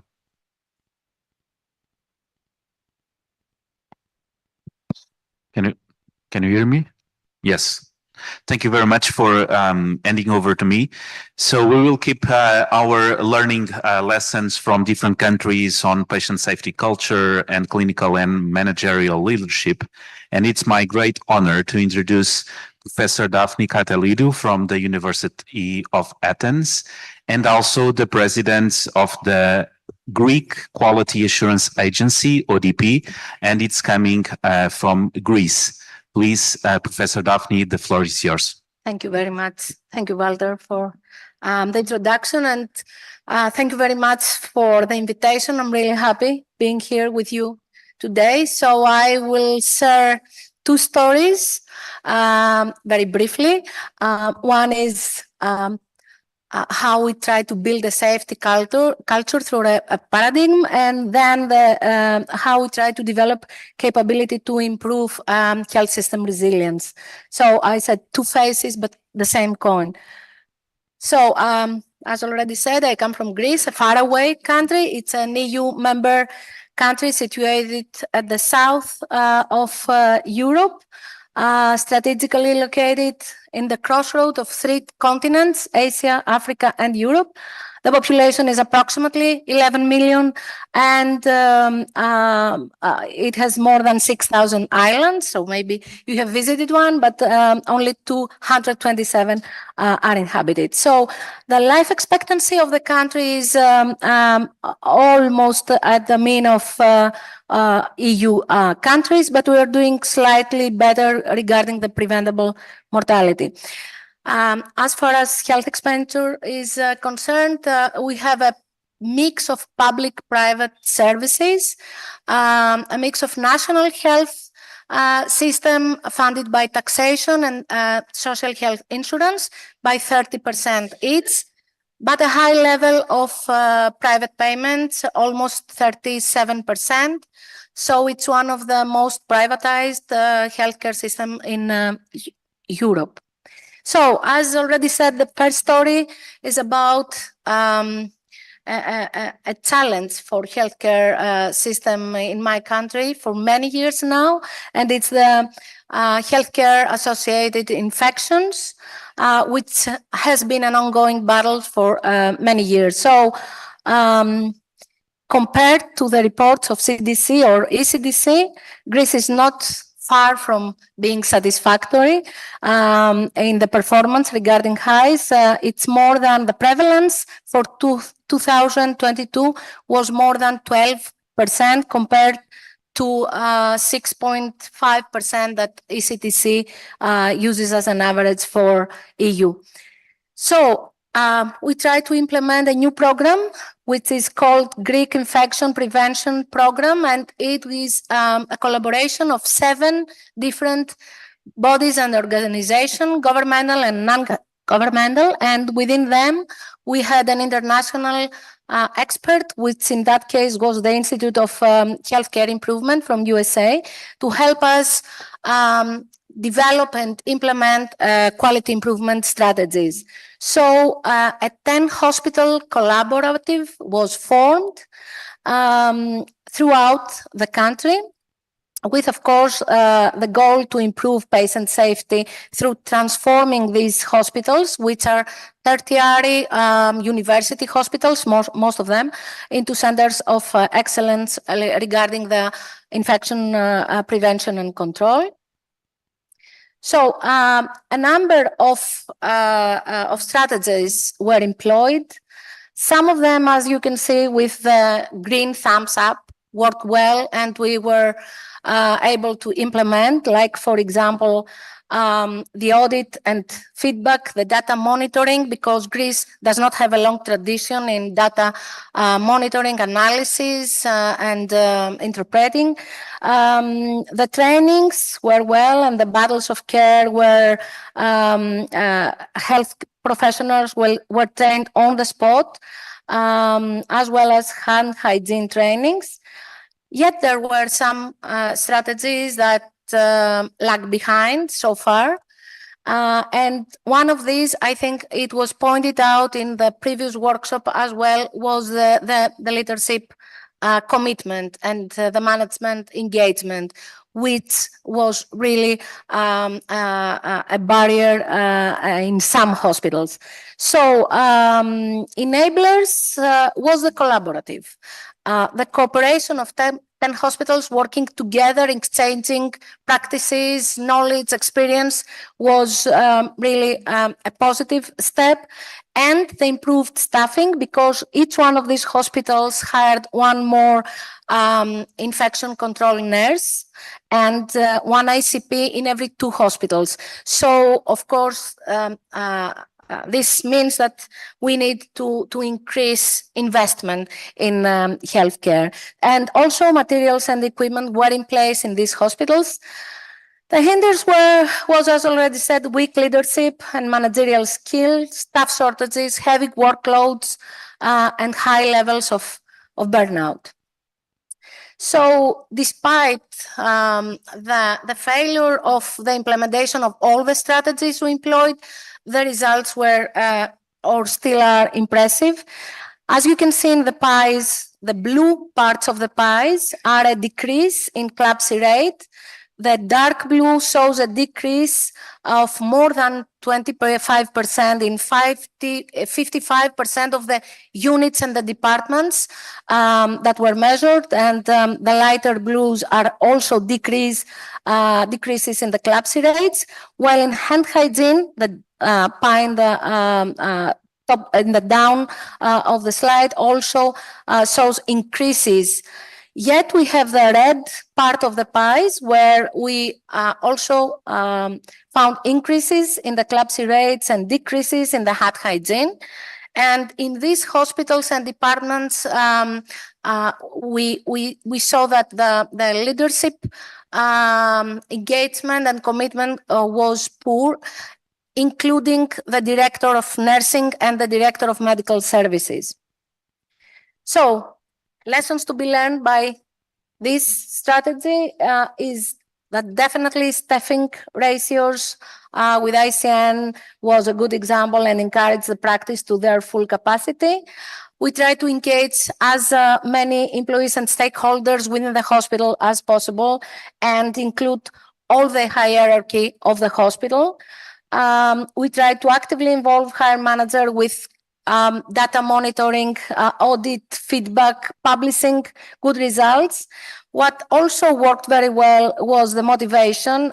You can see two photos on the right side, and it is an awarding ceremony where awards were given to the staff of the departments that saw considerable success, and it was given by the deputy minister himself, and that was, despite the fact that it was only ethical reward,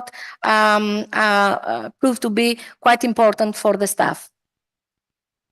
Now, the second story I will also briefly explain is the effort to develop capacity to adapt to shocks and increase resilience. So we inpatient, and the preparation has to identify a shock scenario that it will drive the healthcare system to its limits, so that we can identify easily the weaknesses. And also in the planning, a stakeholder analysis has to be performed, as well as a stakeholder power analysis, because in this testing experience, you want stakeholder. You can see that, I know that you can't read what you can see, but if you see the initial assessment the stakeholders did, and then the final assessment, you can realize that with the green, the upper diagram, there is a small, it's the strengths. With the green color, it's the strength. So in the final assessment, a smaller number of identified strengths emerged, probably because until then, many organizations worked as silos. So it was a very good opportunity to exchange knowledge, information, and data. So new weaknesses also from the discussion emerged with respect to funding or bad quality of data for HRH, human resources in health, and ineffective distribution, but also some strengths and earlier identified strengths turned into weaknesses, again, after the discussion between all the stakeholders. So, for example, issues as training of the workforce, the capacity to collect human resource data in real time, or continuing education were identified. In the case of Greece, that led to action. So the Ministry of Health and WHO actually launched a program. It's Human Resources for Health and Quality of Care. And the project purpose is exactly to face the weaknesses identified in the workshop, the resilience building experience that we had. So to apply appropriate data set to ensure validity of data, develop human resource indicators to represent quantitative and qualitative characteristics, but also develop an HRIS system so that Greece will be able to perform much better human resource planning in the future, which of course it's very closely connected to the quality of services and the patient safety. So take home messages. I think COVID-19 really show us with a hard way the importance of having resilient and responsive healthcare system. So this workshop was for us an opportunity to assess how we can help the system to adapt, how important is the stakeholder engagement to this procedure, and that it is not important to adapt and assure the essential services that will be offered to patients, but also to assure quality and patient safety. And that is only by transforming our health system to continuous learning organization. So thank you very much.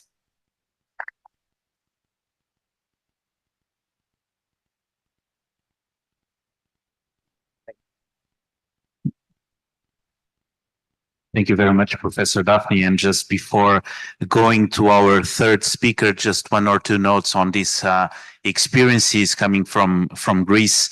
So the first message is probably the one that we are repeatedly listening in this summit, which is the importance of high-level commitments in the country at the national level. Otherwise, it will be challenging to promote quality of care and patient safety measures. But probably the second message is more innovative, coming from this second experience, which is the importance to consider quality of care and patient safety also when we are drafting and developing and implementing preparedness and recovery plans for emergency and crisis situations, which is a different mindset when we think about quality of care in an emergency. So this, considering the recent experience with COVID-19, this mindset of quality of care and patient safety needs also to be there as an organizing principle for emergency situations in the healthcare systems.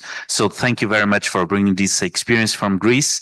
And it's now also my great honor to introduce and to ask to go to the stage Professor Alejandro Arrieta, an health economist from the Florida International University, coming from the US. So it's a great pleasure to have you here. The floor is yours. Thank you. Thank you. Well, let's wait for the presentation, but I want to start saying that culture is powerful, right? It really changes behaviors. It can really influence people to change. You know, and it could be in a family, it could be in an organization like a hospital, or even a country, right? In general, all these norms, right, social norms and values that we all follow are contagious. And probably one of the nicest examples of this is immigrants, right? When you see new immigrants going to a country, they adapt to the culture of the new country. I live in Miami for almost more than 10 years, and something that amazed me always is when my friends visit me, they are very bad drivers in their country, right? But the moment they set up a foot in the US, they start driving very nicely, right? So really, it is powerful. And I think that culture is also powerful to change patient safety, right? And this is what I'm going to show you. And let's see.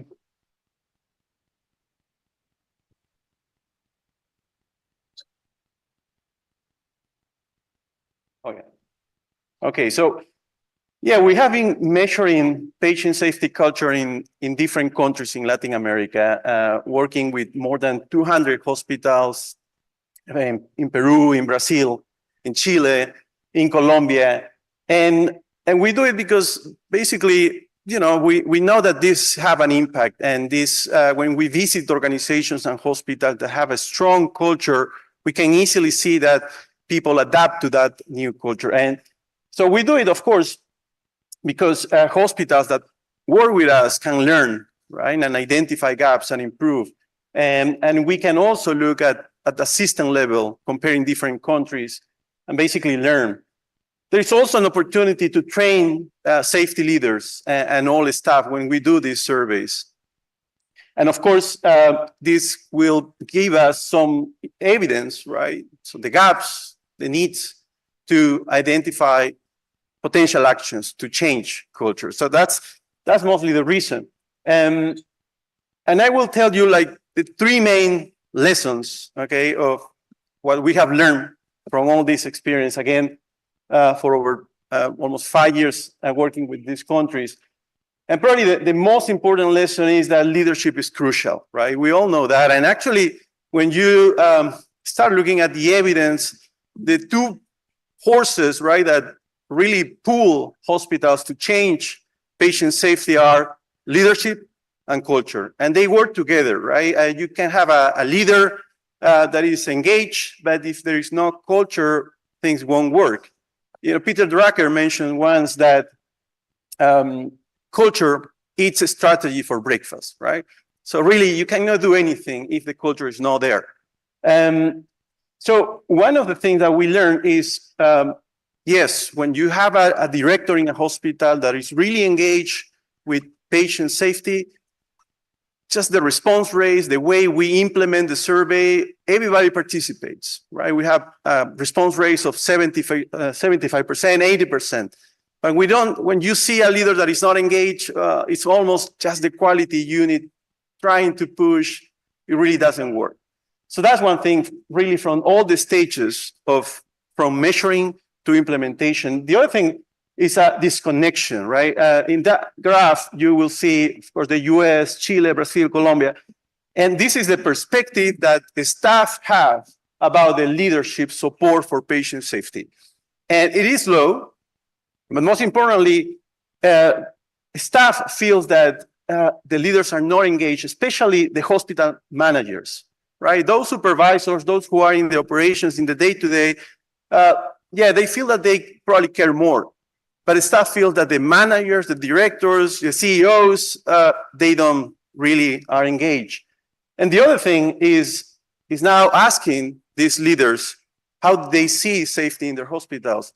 And that's another disconnection, the big disconnection between leaders and frontline workers. When you ask physicians, nurses, yeah, they are probably more realistic, I will say. But if you ask a leader about how safety is doing, they are very optimistic. And well, that's an issue, right? Because probably they won't implement changes because they feel that everything is okay. So those disconnections are important.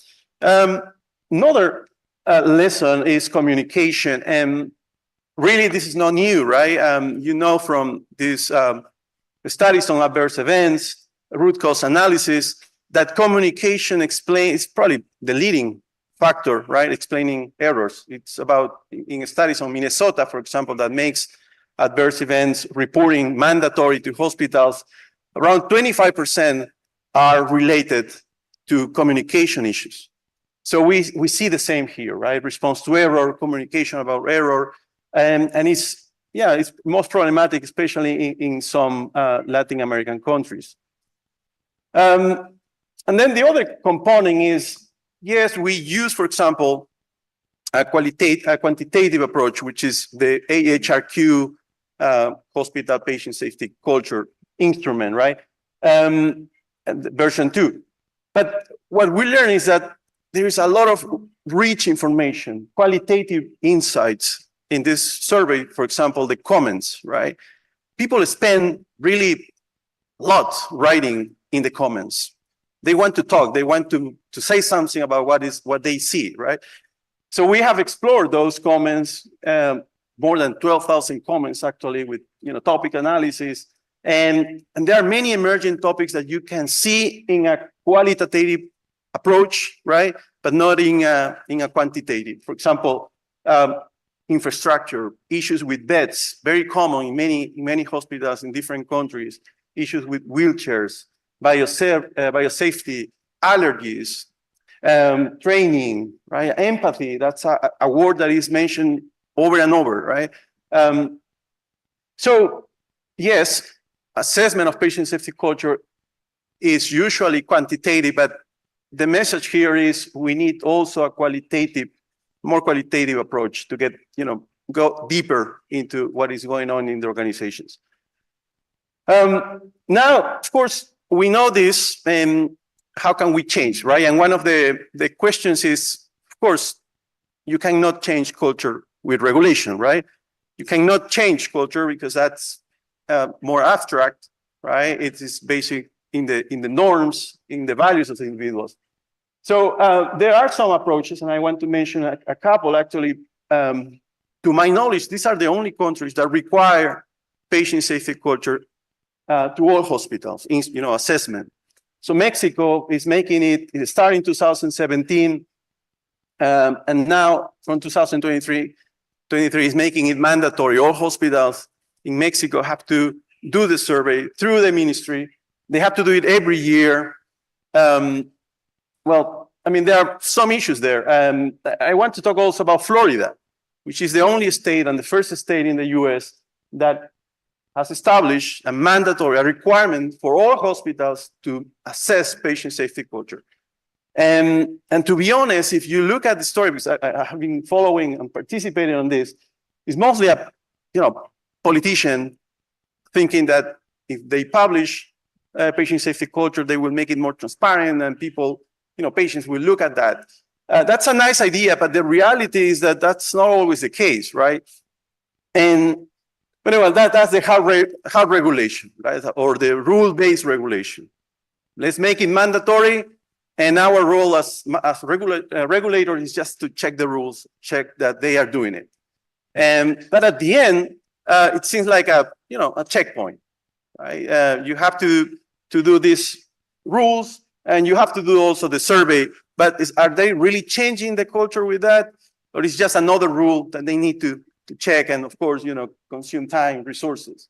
Probably the other approach, the soft regulation, that is in Colombia and Brazil. Actually, many countries are doing the soft regulation, which is we recommend you to assess culture, right? We probably even train you, provide information, facilitate, right, how to assess and how to change culture. But this soft regulation, especially in other industries, high-risk industries, work that way, right? Instead of forcing everybody to do a survey, the idea is to train, to educate.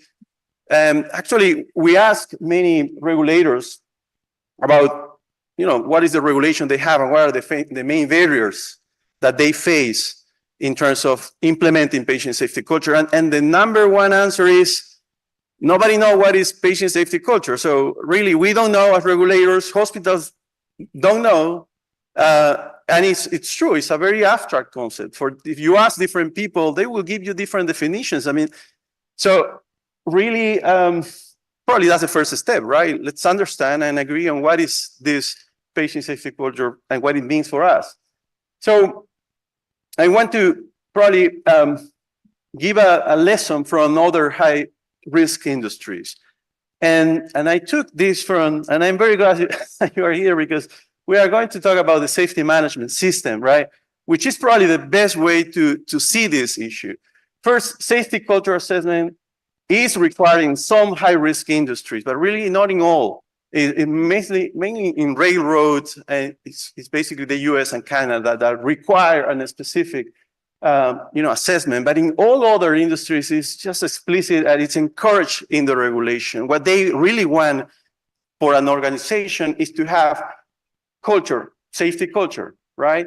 And well, I mean, you can measure it. We can, you can find the ways. And it's expected that as you mature as an organization, yeah, you will start measuring patient safety culture, but it's seen more as an evolution, right? So, well, that's the other point. Safety culture assessment in other high-risk industries, it's not only the standardized survey, again, the quantitative survey, it's also a qualitative component, right? Like interviews, and more internal, right? From understanding and getting deeper in the analysis. Safety culture also is, this is very important. Safety culture for many of these industries is considered the last phase in the evolution of safety management, right? So you don't expect an organization that is not even reporting errors, right, to start doing a survey that probably they don't even understand, right? Because they, what is that concept? And force them to do this type of survey. Safety culture is seen as a natural result of an organization that has grown, has internalized the importance of safety culture, and at some point say, well, let's change this. For example, first, you need a leader that is committed to safety, right? To patient safety before you really want to change the culture.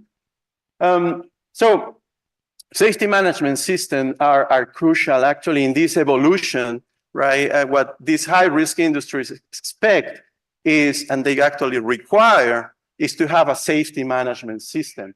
And first, it's kind of the formal, way to deal and work with safety in a systematic way. And the informal way is culture, right? And that you can measure, etc.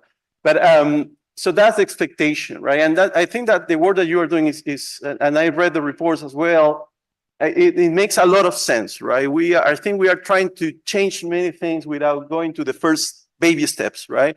So, so I agree with that. So, well, that's my presentation. Thank you.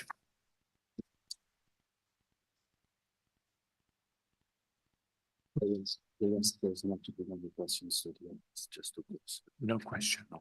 I've just maybe one question.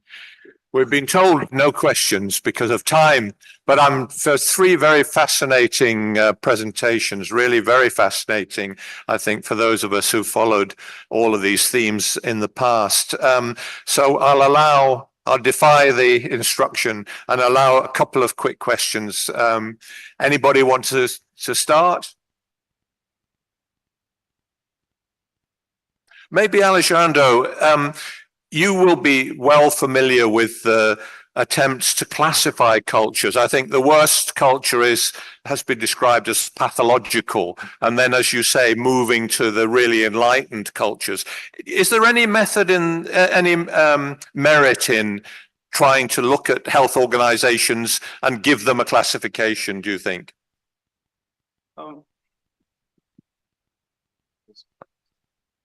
Yeah, I know that at least in high-risk industries, they have a checklist on safety culture, right? And that's basically the regulator looking at different things, like if the leaders are engaged, etc., not necessarily going to this patient safety culture survey. And that probably gives the best assessment. I think they use that to kind of classify where you are as an organization, right? I mean, there's another dimension.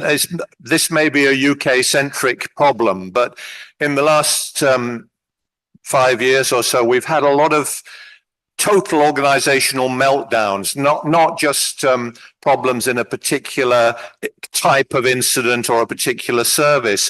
And they seem to be a different kind of cultural situation whereby everything, the whole organization's highly dysfunctional, patients are treated rudely, there's abuse, all of those things. And one of the things that when we've discussed it has been quite fascinating is within a culture of an organization, there are many subcultures.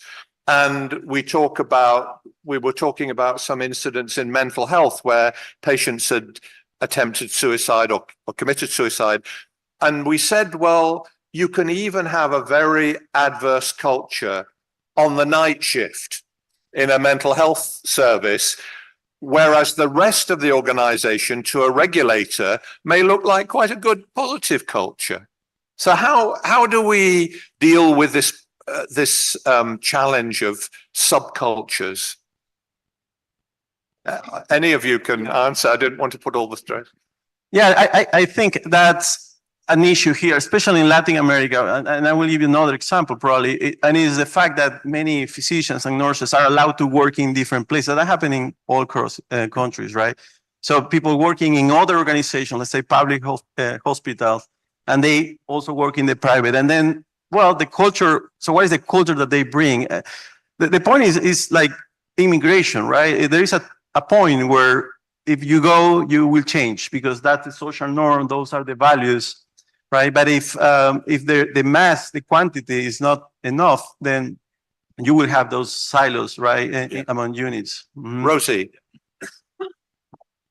Yes, you've probably heard the saying, the standard you walk past is the standard you accept. And I think with many of these subcultures, we know about them. Someone in the organization knows about the subculture, and we need to really empower that, that ability for people to talk about it, to raise those concerns, to make sure action is taken. So often we see these subcultures are normalized and people just accept them. And they know, you know, they say, well, actually, that's the night shift. That's the way they behave. We can't let that happen. We have to tackle these behaviors. We have to tackle these cultures, because otherwise patients will continue to be at harm. Thank you. Daphne, any thoughts? Your work was really impressively action orientated, improvement orientated.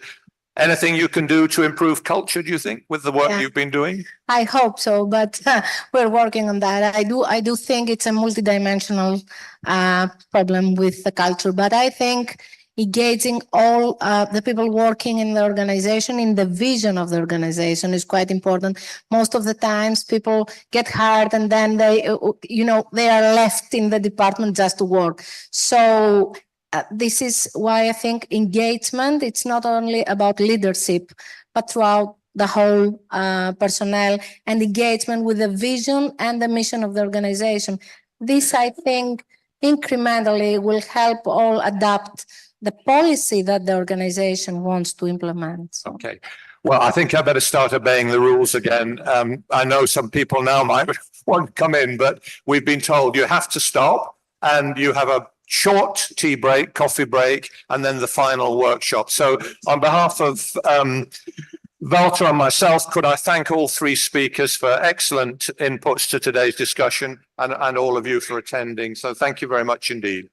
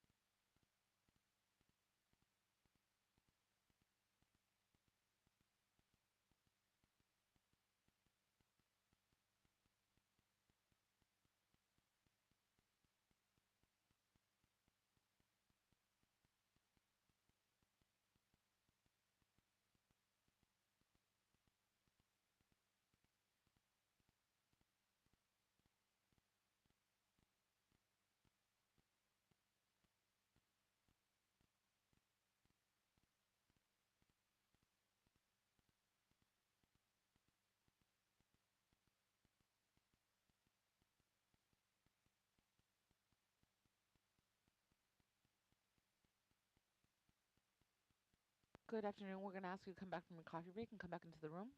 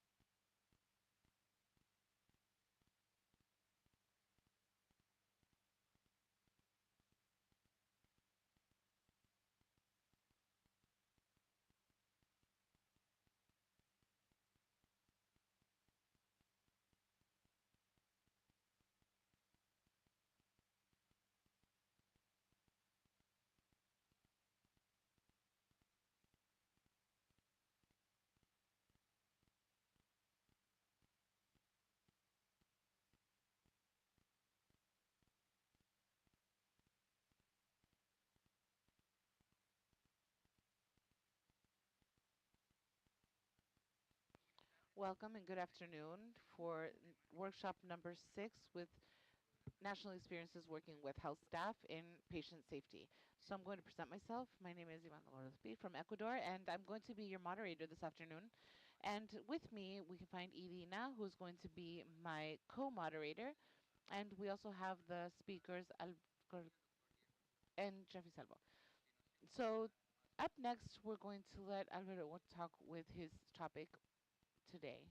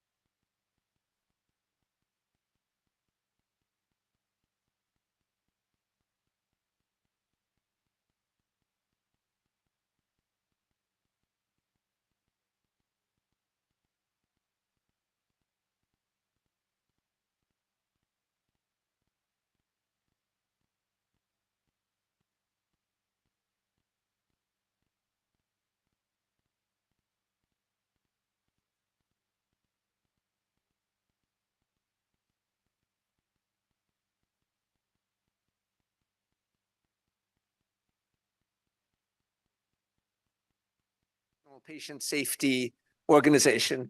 And in 2022, their number one most important patient safety challenge was healthcare staffing shortages and stress on clinicians. In 2024, this had dropped to number 4. Their number 4 concern for the US was declining physical and emotional well-being of healthcare workers. These, of course, have consequences for the well-being of health workers, but also economic costs.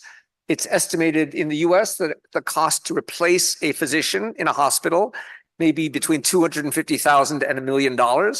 And the cost to replace a nurse is a multiple of his or her salary. A little expansion on these data. This was from an AMA-sponsored survey of 20,000 health workers from 124 hospitals. And I won't go into detail, but they were asked about their intention to leave their current practice. Nurses, it said 40% on average, and physicians said almost 25% on average. This was published in 2021, coming out of the pandemic. So these numbers are higher than they might be today, but still, these are substantial.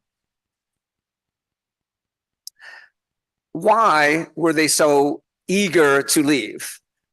Well, burnout, that is primarily emotional exhaustion, was found to be related to their intent to leave, feeling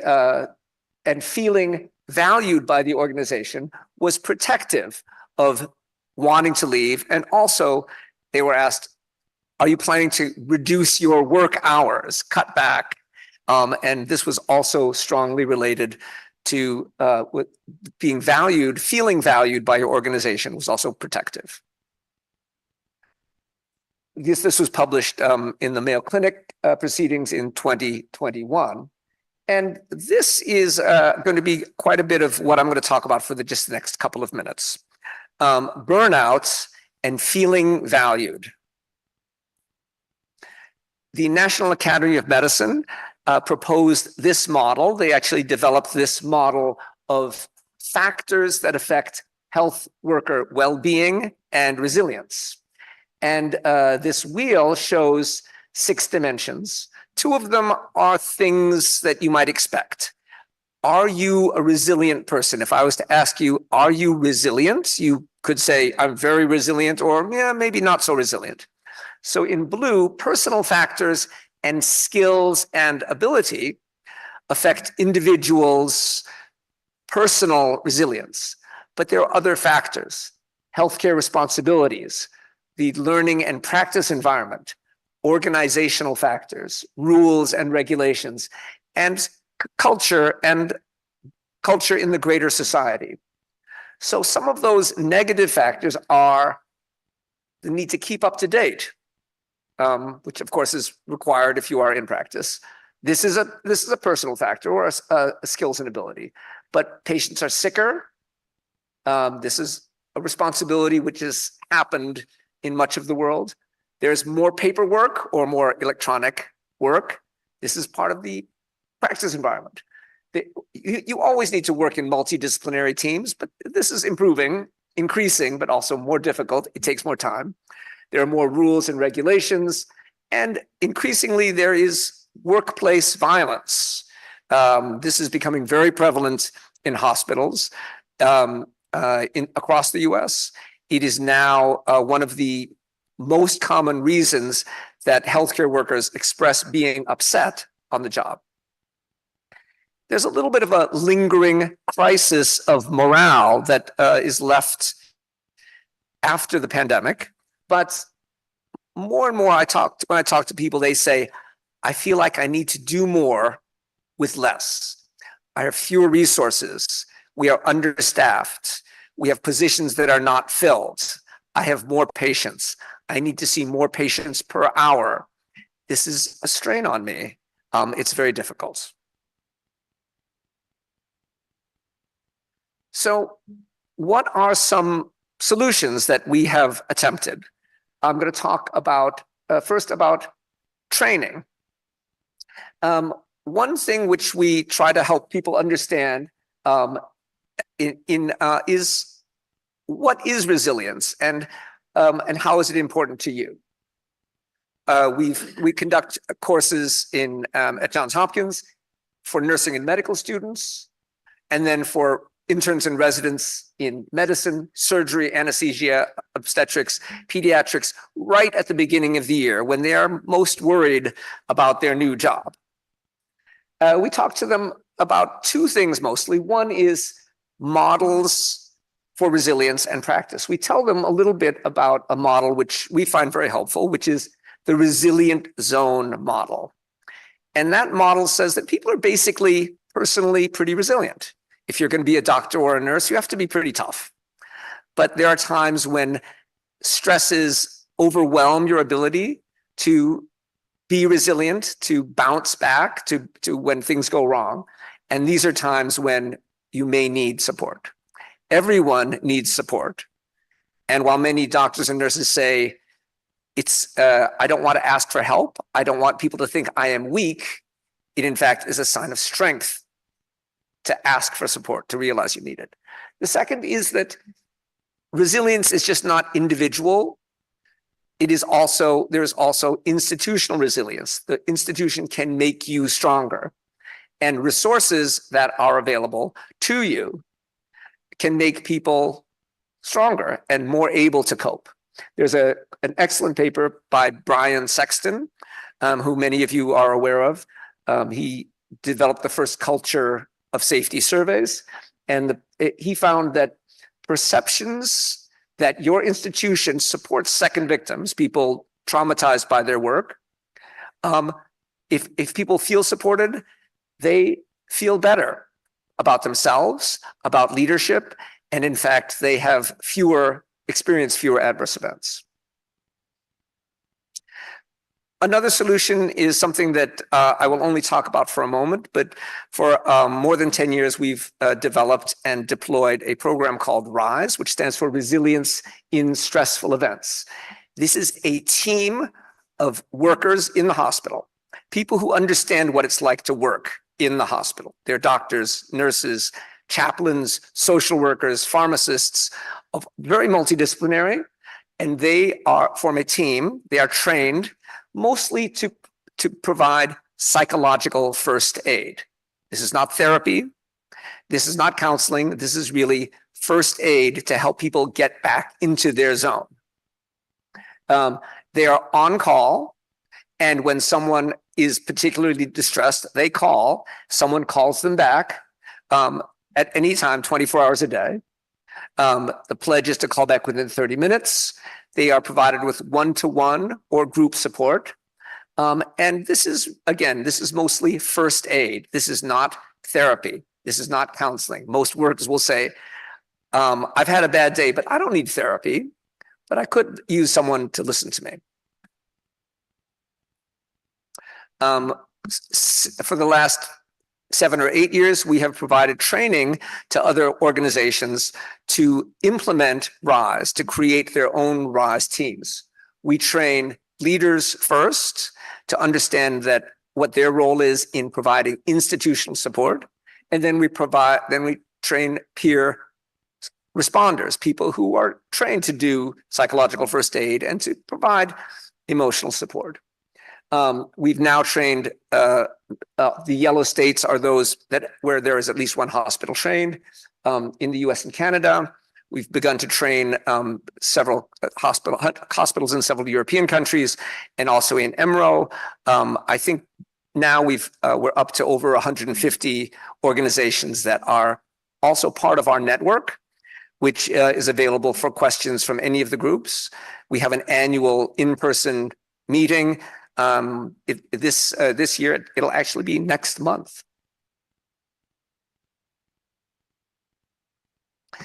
Institutions need to provide resources, and I'll talk about two things. One is that we have developed an Office of Well-Being in the hospital, and this is to provide a complete range of resources, which range from providing snacks and making sure that there's food that's available to people at all when they're at work, but also recreation, yoga, abilities to increase physical fitness, and also access to other services.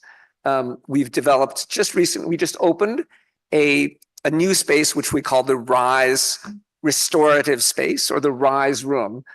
We just cut the ribbon for this space last week. The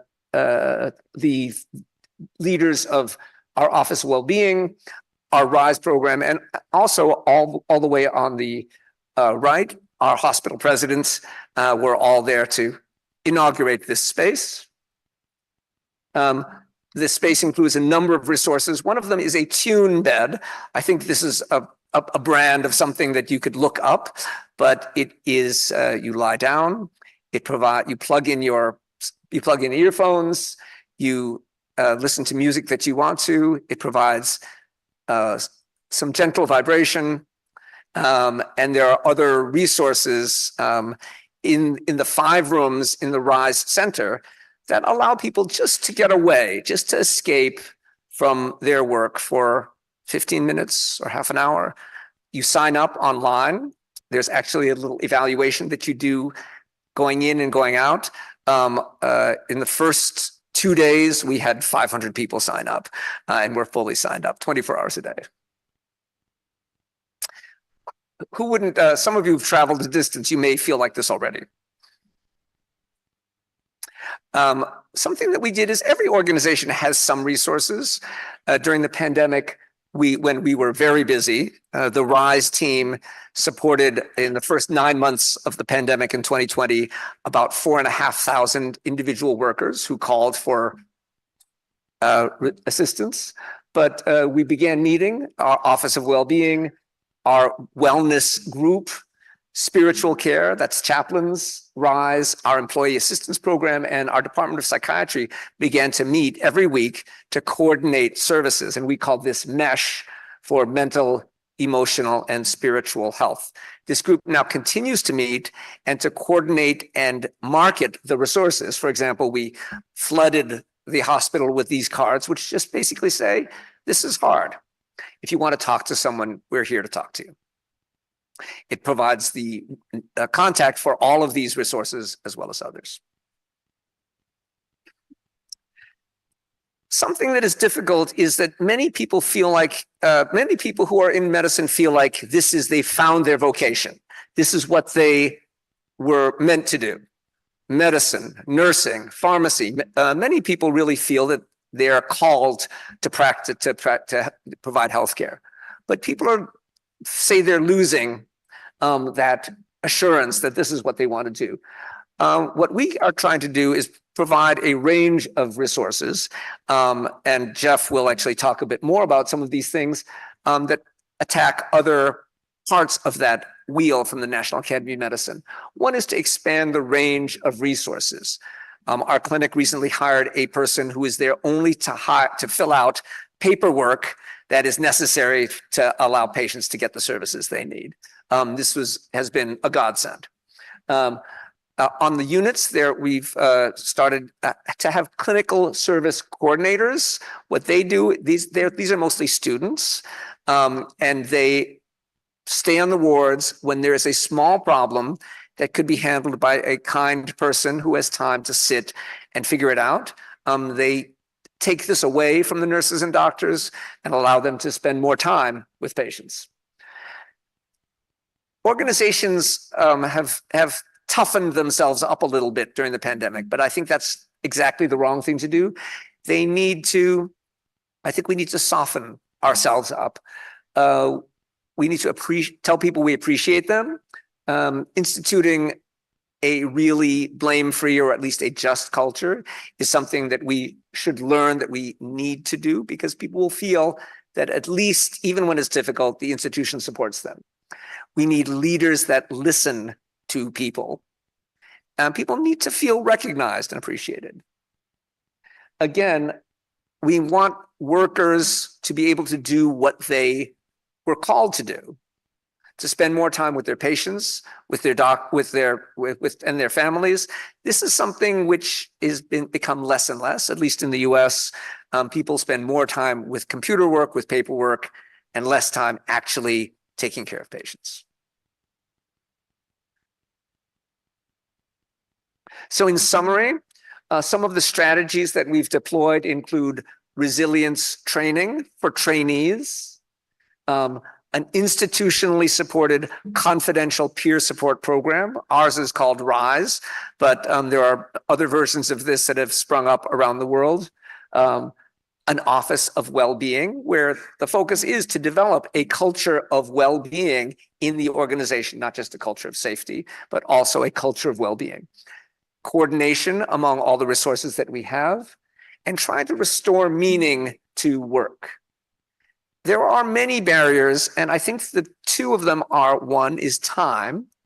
One trainee said, oh, resilience and well-being, that's just one more thing that I can fail at. They didn't feel like they had the time. And the other, though, is the organizational culture, which still has a lot of blame injected in it. And that is something which we really need to address, perhaps the most important thing. This is graduation. Last year, it's a happy time for all of us. We'd like to continue to be happy and fulfilled in our work. We're not going to take questions at the moment, but thank you for your attention. Maybe if we're very good and fortunate, we'll have a little time for questions at the end of the session. Thank you.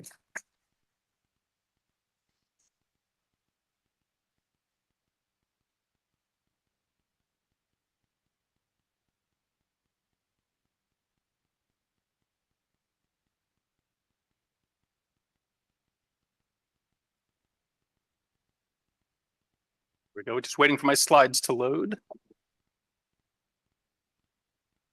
In the meantime, let me introduce myself. I'm Jeff Salvin Harmon, Vice President of Safety at the Institute for Healthcare Improvement.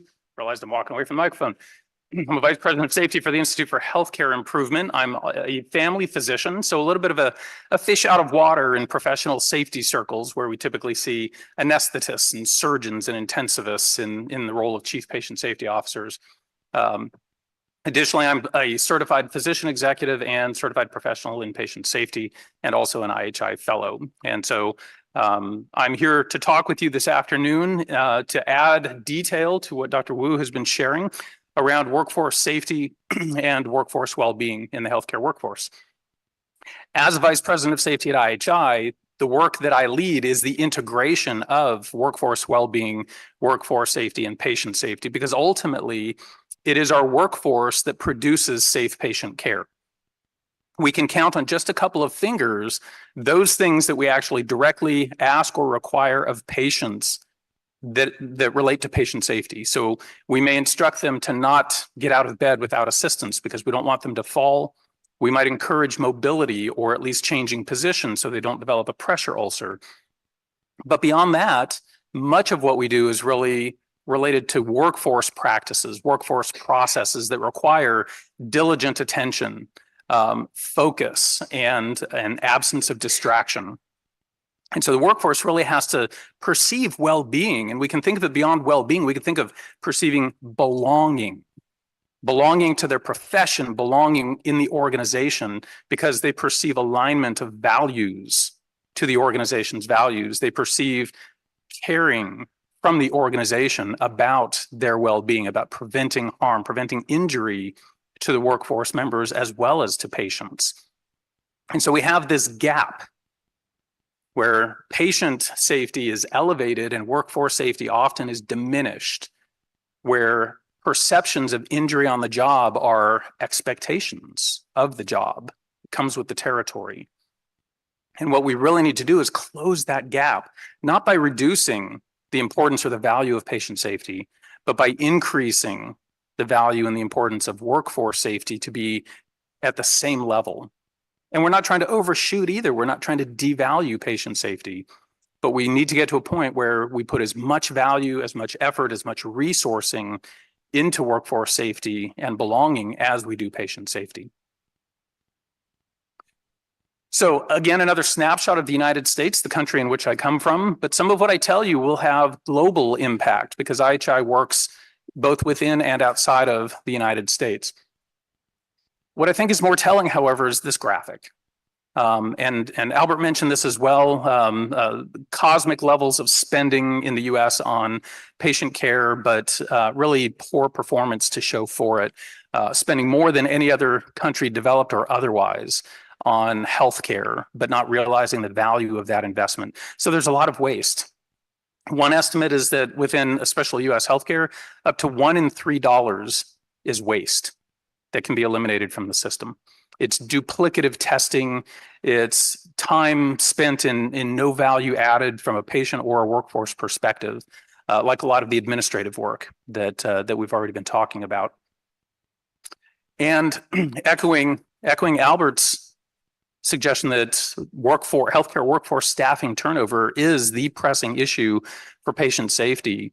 I'll share with you also from the ECRI report in 2023, the leading risk was behavioral health for pediatric patients coming out of the pandemic.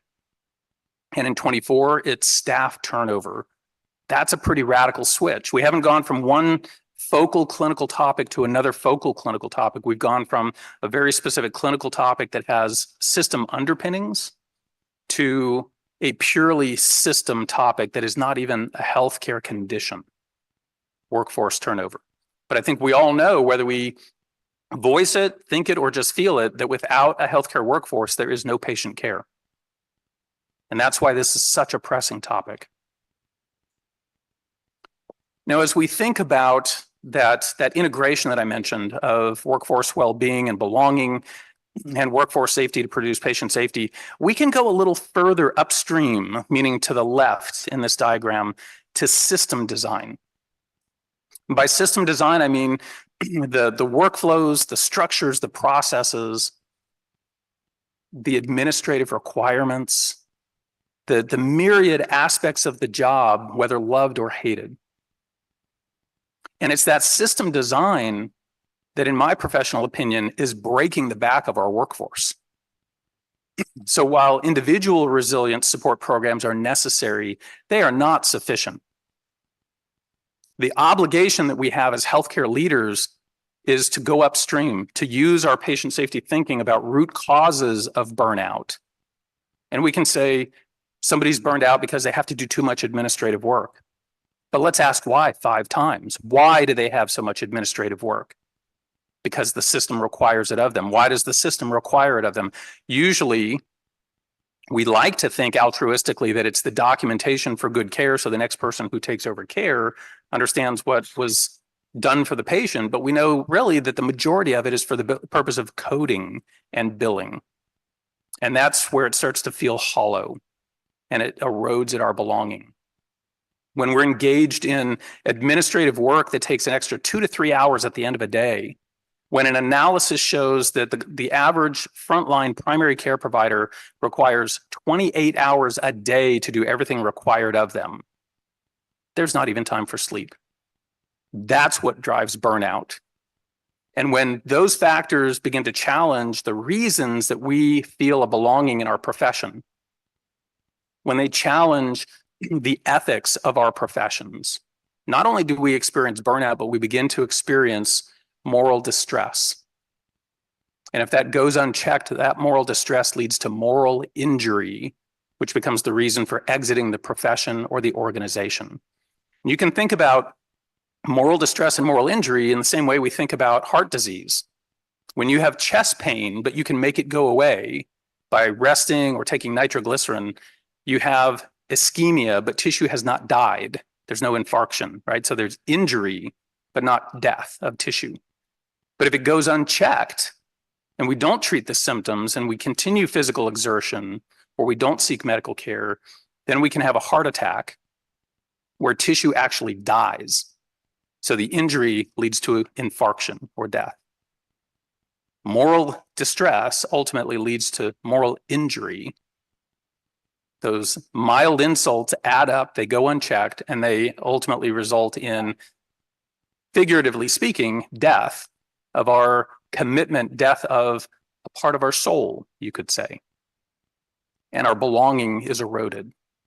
So system design really is at the root of much of the burnout and the moral distress and injury that we see in healthcare today, which means we have to address system design and not just put a bandage on the wounds of individual resilience taking a hit.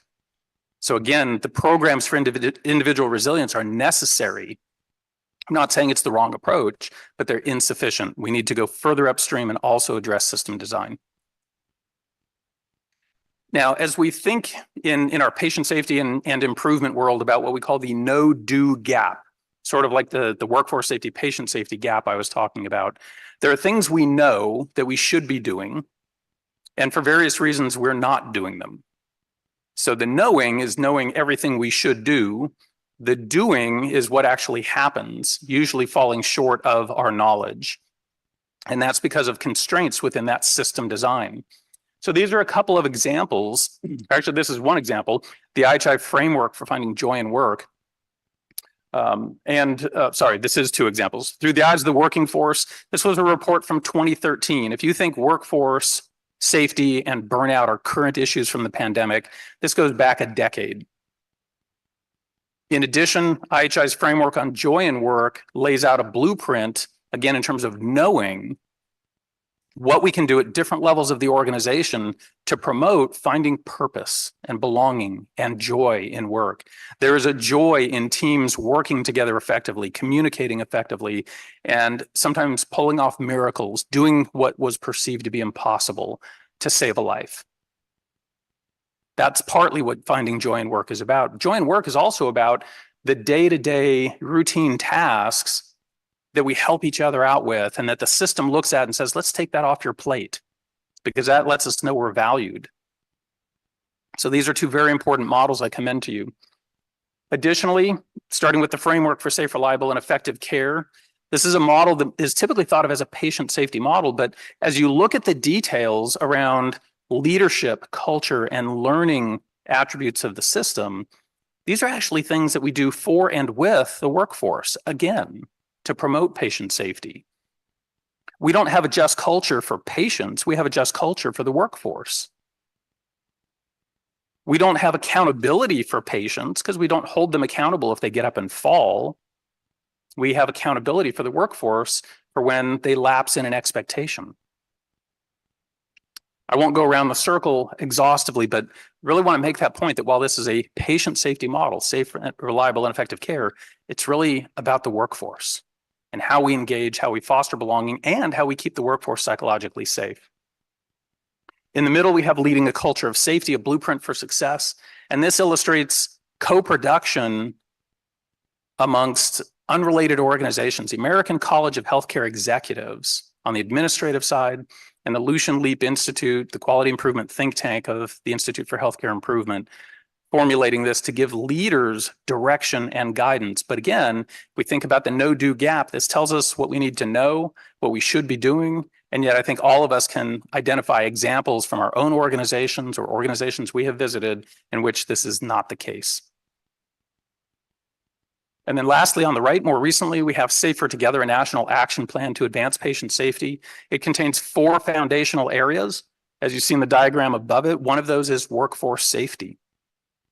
And it speaks to those actions of the system that are necessary to promote and protect workforce safety. And continuing on with yet one more model of knowing from the American Hospital Association related to the topic of hospital violence, healthcare violence that's escalating not only in the United States, but across the globe. These behaviors are becoming commonplace. Patients are frustrated, but they're also seeing examples of others doing this, and it's giving it permissibility. And so this identifies 4 key domains for hospitals and health systems to think about to protect their workforce. But again, as we think about going upstream, we've got to think about how we prevent more than we think about how we react or mitigate. And so now let's shift gears and let's think about the doing. What are examples of organizations that are actually doing the work that will change the face of healthcare? This is an example from Memorial Sloan Kettering Cancer Center in New York City. And they've created a model they call the incivility spectrum. So rather than thinking of different behaviors as being separate, individual, and distinct, it depicts them as a continuum of behaviors, escalating from very subtle and insidious behaviors like offhand comments or eye rolling. Different cultures may have different versions of this, up to and including threatening behavior and physical assault. And in order to manage that, to not just appreciate that problem, they have created a threat management office within their security and leadership team. So they're looking constantly at data about incidence and prevalence of workplace violence events, how to manage those effectively. They have an incivility policy that goes so far as to even allow them to discharge a patient from their care once stabilized and to declare them persona non grata from any future care in an environment where they can safely refer for care to another organization. But there's still more to do. We can think about what drives those behaviors in our patients. And in some cases, what we're beginning to uncover as we peel back layers of the onion is that what may be underlying those behaviors is trauma. And so taking a trauma-informed care approach to acts of aggression and incivility, to try to understand the shoes that the patient is walking in and what their triggers might be, to apply de-escalation methods so that we can get into that conversation about what is really troubling the patient or the visitor, rather than assuming that they're just mad at us and they're acting out. And not every violent patient has a behavioral health diagnosis. It's another common misconception. The percentages are above 50%, but it's not 100%. So many times we're dealing with those who are of sound mind, but have just been pushed too far, much like our workforce when they experience burnout. Some patients and visitors are just burned out on the system design of our delivery systems. We can also think about protective measures that health systems can be putting in place. Starting in the upper left, we have wearable duress alarm systems. So imagine wearing a silent alarm button on your badge lanyard or anywhere on your person that you can discreetly activate if a patient or a visitor becomes aggressive, or even another workforce member, right? Sometimes we have horizontal violence or threatening behavior, workforce member against workforce member. But being able to press that alarm that is GPS activated and can bring security to within 5 meters of your location, response times are cut by 90%. So in those situations that we cannot de-escalate, where we don't have opportunity to assess for trauma, and we need assistance and support right now, these alarms make a difference. And when you look at perceptions of caring by the organization for the workforce, this has changed the game. Workforce members report going from 25–30% perception of the organization caring to 80% because they're investing in personal well-being and safety. That's powerful. To the upper right, you can see metal detectors at entry points to the emergency department. These have to be staffed 24/7. It's not enough to have the detector there and nobody to staff it. It's not a deterrent if nobody's there, if the security forces are not there. But organizations that have implemented this have found the number of weapons within a year that they interdict at entry is in the thousands. The vast majority are bladed weapons, knives. Some people just carry those as a utility tool, not thinking about it as a weapon. But the number of projectile weapons, ballistic weapons, guns, typically in the low hundreds to even a couple of hundred in some health systems in just a year's time. So that's keeping threats out of the organization, out of the building. But it does require a lot of process because you have to be able to secure those devices and you have to be able to return them to the owners when they depart. On the bottom left, we see a depiction of artificial intelligence detecting the shape of a gun or a knife, of a weapon in somebody's hands. Those can be used inside or outside of hospitals. And they typically plug and play as software with existing security surveillance systems. So that's the new generation of AI tools coming into this sphere. And then to the bottom right, you see canine police patrols within the hospital. Now, all of these seem like, to some of you, we're going too far in healthcare. To others, it may seem very reasonable for the threats that we face. And so the reason I introduced that line of thinking is that it really does create a crisis of conscience for individual caregivers and for the systems that we work for and with. And there's no right answer. Part of it is we have to address the threats that confront us here and now. And that might require any one of these interventions. But other times we have to think about whether we're promoting a healing environment or whether we're adding to the stress for our patients and our visitors when they enter our facilities. So let's talk a little bit about promoting well-being. And first, we have the example from the US of a grant program from the Health Resources and Services Administration, or HRSA, called the Workplace Change Collaborative. This is a 2.5-year project with 44 participating organizations, 10 of which are societies or associations in healthcare. The other 34 are federally qualified health centers within HRSA's system of FQHCs. And they're being enabled and empowered to take action to bring about workplace changes to promote well-being. They're also generating data from this. They're using the Mini-Z burnout scoring instrument. They're using the SCORE survey that Brian Sexton had developed, as Dr. Wood mentioned, to assess for change over time as they implement various changes within their systems. Those may be individual resilience projects. Those may be system redesign projects. And as this project is currently in its last 6 months, they're harvesting the learnings from it and we'll be sharing those over the next year. So I put those on your radar now to garner your interest, and hopefully you'll be interested in seeing what results are brought forward from that. But in general, anecdotally, what the early data is showing is significant results of benefit. That these workforce members are finding new avenues to build individual resilience. They're also finding new avenues for system resilience and redesign. and they have data that's confirming that rather than it just being storytelling. Additionally, the Lorna Breen Heroes Foundation, in partnership with the National Institutes of Occupational Safety and Health in the US, known as NIOSH, have just recently released the Impact Wellbeing Guide. And you can see the 6 components reflected in the graphic, 6 actions for looking at healthcare systems and how we promote well-being in the workforce. And in particular, what I want to call out, which is unusual to see in something like this, is number 5, integrating professional well-being into quality improvement. We don't often talk about the two of those going together, but using our improvement methods to test changes before we try to go to scale, using Lean and Six Sigma methods, avoiding the just do it mentality of having a good idea and trying to scale that to the entire organization. Because this way we can test those changes, we can refine them before we take them all the way to scale. And that means we maintain trust with our health system leaders and that we remain good stewards of our health system resources as we work towards well-being. And then also in the area of system design, we can think about, for example, our credentialing processes.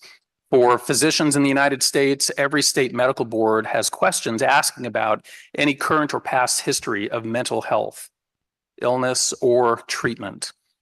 And that's perceived as a barrier to reporting, which means then that nobody's getting care they need, and it's contributing to increases in burnout and increases in moral distress when you feel like you have a health problem that you would encourage any one of your patients to get assistance for, and yet your profession has put barriers in your way of getting that same help for yourself.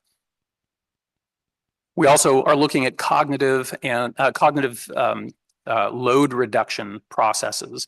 So looking at what the EMR requires of us, looking at patient volumes, looking at the complexity of healthcare and the access to shared decision-making tools and resources at the point of care, in addition to those things that are driving the many after hours of administrative burden that are on us.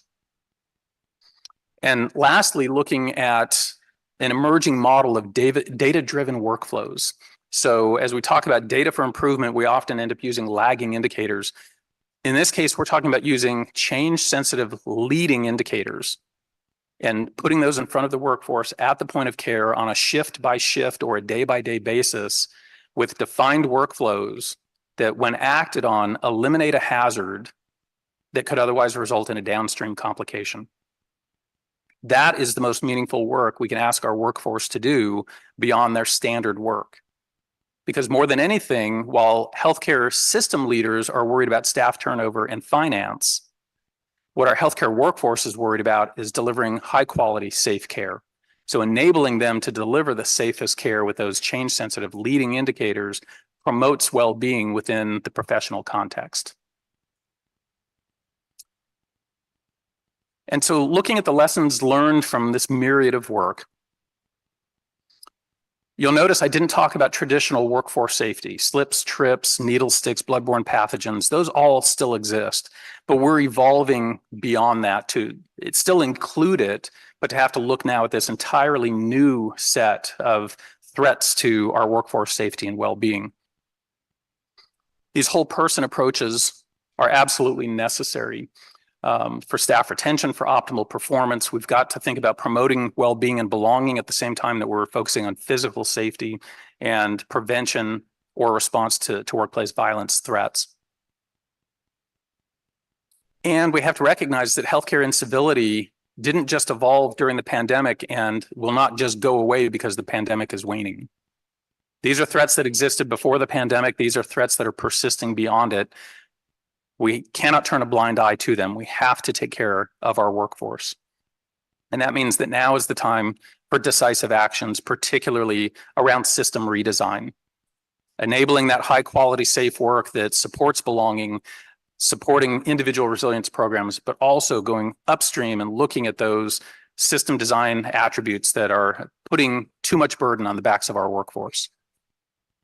The challenges that we've faced include the tension between the escalating security measures and the places of healing that I talked about, the crisis of conscience. the upstream resourcing in fiscally austere environments. When we think we need to add a service or do something additional for our workforce, but we have no resources to do so, is a constant challenge. Change resistance among our workforce members, but especially among our leaders, keeping in mind that people don't mind changing, people mind being changed. So we have to ask what matters to you, and we have to consider what's in it for you so that you can feel as though you're changing for a purpose rather than being changed externally. We've talked about shifting the focus from individual resilience to system resilience and design. But most importantly, we see this challenge of altering course, much like a cruise ship or an aircraft carrier. It's very difficult to turn in a very short radius, but it is possible. So we need to be thinking about those things that will significantly alter course rather than microscopic changes over time, but recognizing the dimensions of change and constancy of purpose, as well as the inertia that we have to find ways to overcome, typically through change management models and the psychology of change. So I thank you so much for being with us this afternoon. And I will hand it back to our moderators.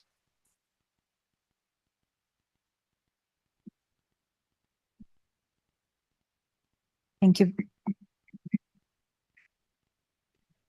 Thank you very much, Professor Tu, for sharing quite an interesting and innovative approaches to ensure mental health and well-being of health workforce in the workplace. And although I'm not a practicing health professional for many years already, but I related to almost all what was said, what's going on in the workplace. And I would definitely use right away the TuneBet given an opportunity. So thanks a lot. It's very interesting indeed. And thank you very much, Dr. Jeffrey, for highlighting the importance of health systems approach to ensuring well-being and health worker safety, as well as patient safety. I know that we don't have much time, but I would really like to hear a couple of reflections from your side about practical implications of what you have said. And I would like to hear what do you think about importance of teaching and educating our health workforce around being resilient, being able to communicate concerns and anything else. Is it enough to consider that only when they are in service or as part of ongoing professional development, or should we create these foundations at the undergraduate level and introduce that also at the level of postgraduate education? And another issue is, what do you think how we can balance the content of educational and training curricula, trying to find the balance between technical skills development as well as soft skills development that are also very much important. And as we know, as we understand, there is no much time, and the educational curricula in most of the cases are quite rigid, I would put it like that. So how we find the balance and introduce these kind of soft skills also in the educational curricula.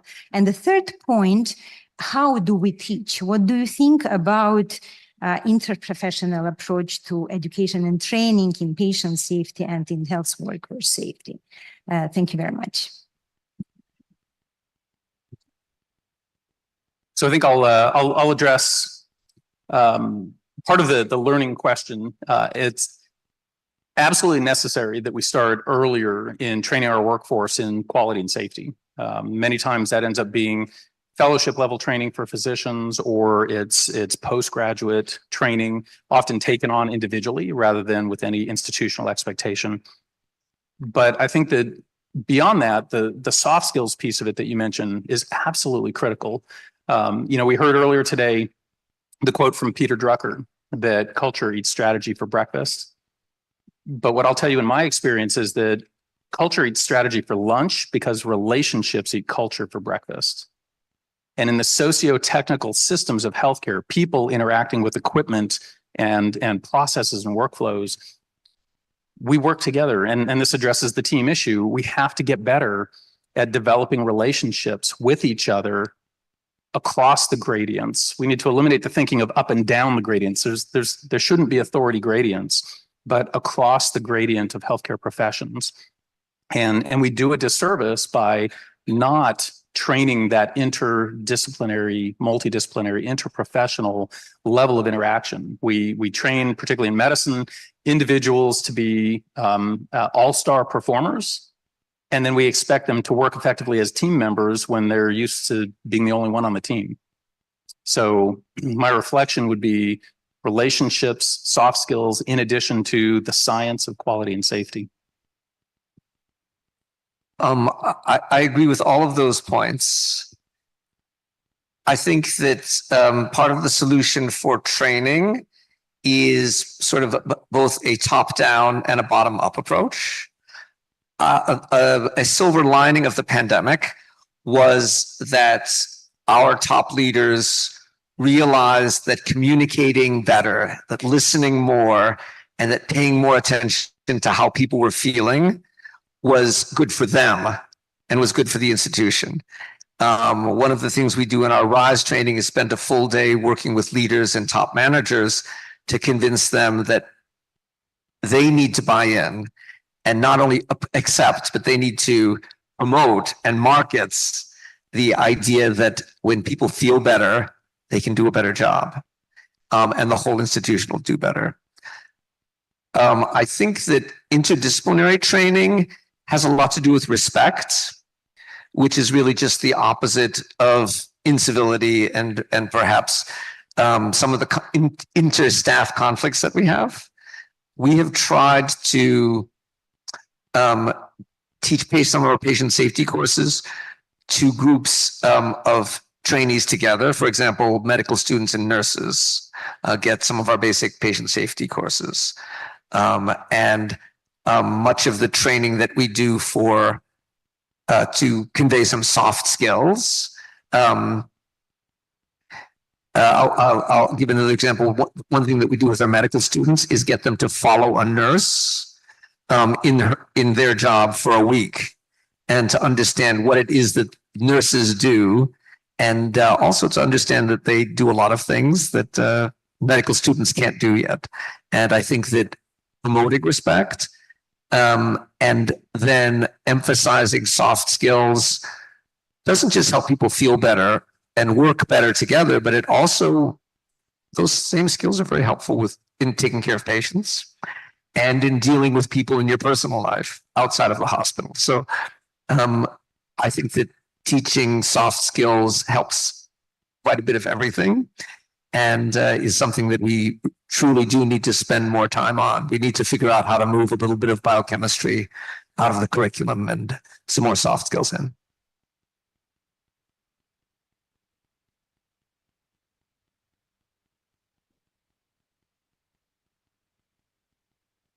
Si bien es cierto, Irina abarcó las preguntas hacia Albert y a Jeffrey. Definitivamente la salud mental, parte de los colaboradores de la salud, los compañeros de la salud, que es muy importante. Además de utilizar en temas de pregrado y posgrado, la implementación. Teaching in pre-grade and post-grade, but also patient safety has to be a culture, and it's got to be something that has to be stressed. That's a very important thing. And there's two questions that I have for the audience to be able to continue.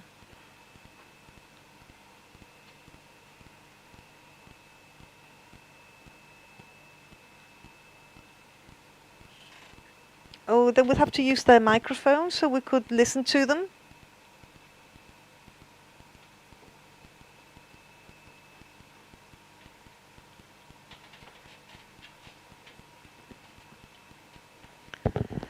Thank you.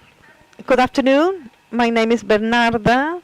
I belong to the health service, and I'd like to thank you I'd like to thank the speakers because of all the issues that they put forward, and it's very important that we should all be talking about this, and that to be able to care for patients, patient safety, we also have to look after the person that looks after the patients.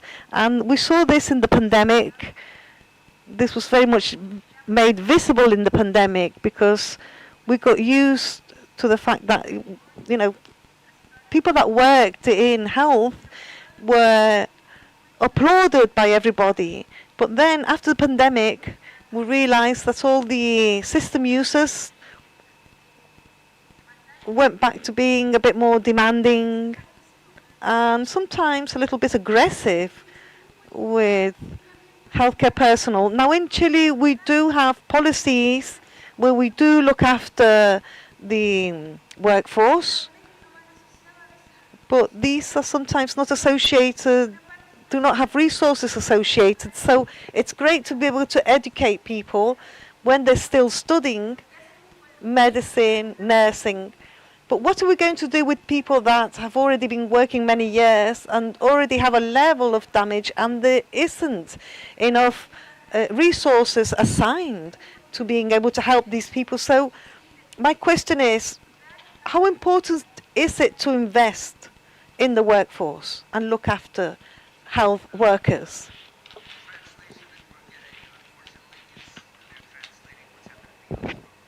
Oh, then.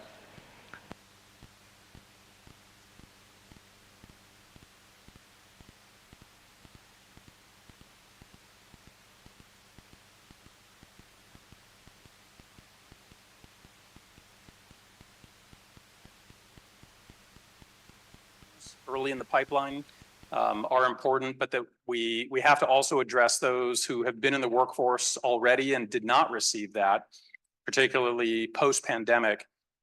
And I think what it really comes down to is, much like the way that we embrace communication and resolution programs when harms occur to patients, we need to think about applying that same methodology with our workforce when a workforce member is harmed. And in particular, if we think about the pandemic and the toll that it took across the entirety of the workforce, and we think about what we as system leaders asked of our workforce during departures of staff, short staffing, threats to existence before we had effective medications or vaccinations, we asked our workforce to take on unimaginable challenges. The fear that they faced was very real. And not once have we yet taken the position of doing the first thing that we encourage doing with patients after an adverse event, which is apologizing. We haven't yet said at a system level as leaders to the workforce, we're sorry for what you went through. We're sorry for what we had to ask you to do. Because apologies are healing. They acknowledge the respect and the dignity of the individual or of the group, particularly under such circumstances. That can open the path to healing for the workforce. So that's one step. But beyond that, we can look at continuing education as a pathway for educating the current workforce, the longstanding workforce, who have not been able to benefit from any early career training that you were discussing. Dr. Wu? So I think that learning by doing is an important and maybe helpful way to train existing workers who are already practicing doctors and nurses and others for a long time. We at Johns Hopkins, we actually had a year-long program of remembrance and appreciation, which included art, poetry, music, contests to provide ways to remember people that had lost and people who had sacrificed during the year. And I think that that was at least somewhat successful in reminding people, acknowledging to people that they had done very difficult things. I think that you can, that by participating in events and being reminded that we all need to help ourselves and help each other, and seeing that happen. For example, our hospital administration did a lot of marketing around the opening of our RISE restorative space. They did a lot of publicity, and they encouraged people to come, and they said, we know that your work is hard, give yourself a break, come and do something for yourself. We've invested in this so that you can do this. When people see the top leaders care and they see other people getting help, at least some of them will say, oh, maybe I could do this too. And I certainly wouldn't mind spending 15 minutes on the tune bed. And then after they do, they say, maybe I'll sign up again. So I think that creating more of a culture that values well-being is a way to train people, but in a way that is kinder and gentler.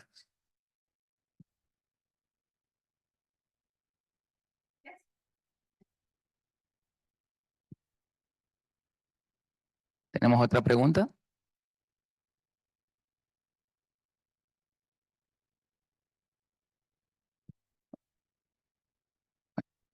Bueno, no hay preguntas. Bueno, muchas gracias, doctor Albert. Muchas gracias, Thank you Dr. so Jeffrey. much, Irina, Mr. Jeffrey and Lina, for being here today. Thank you very much. Thank you also to the audience who is here today in this workshop number 6. We are finishing up, and we are going to continue to the next. We will find ourselves in 5 minutes. Thank you.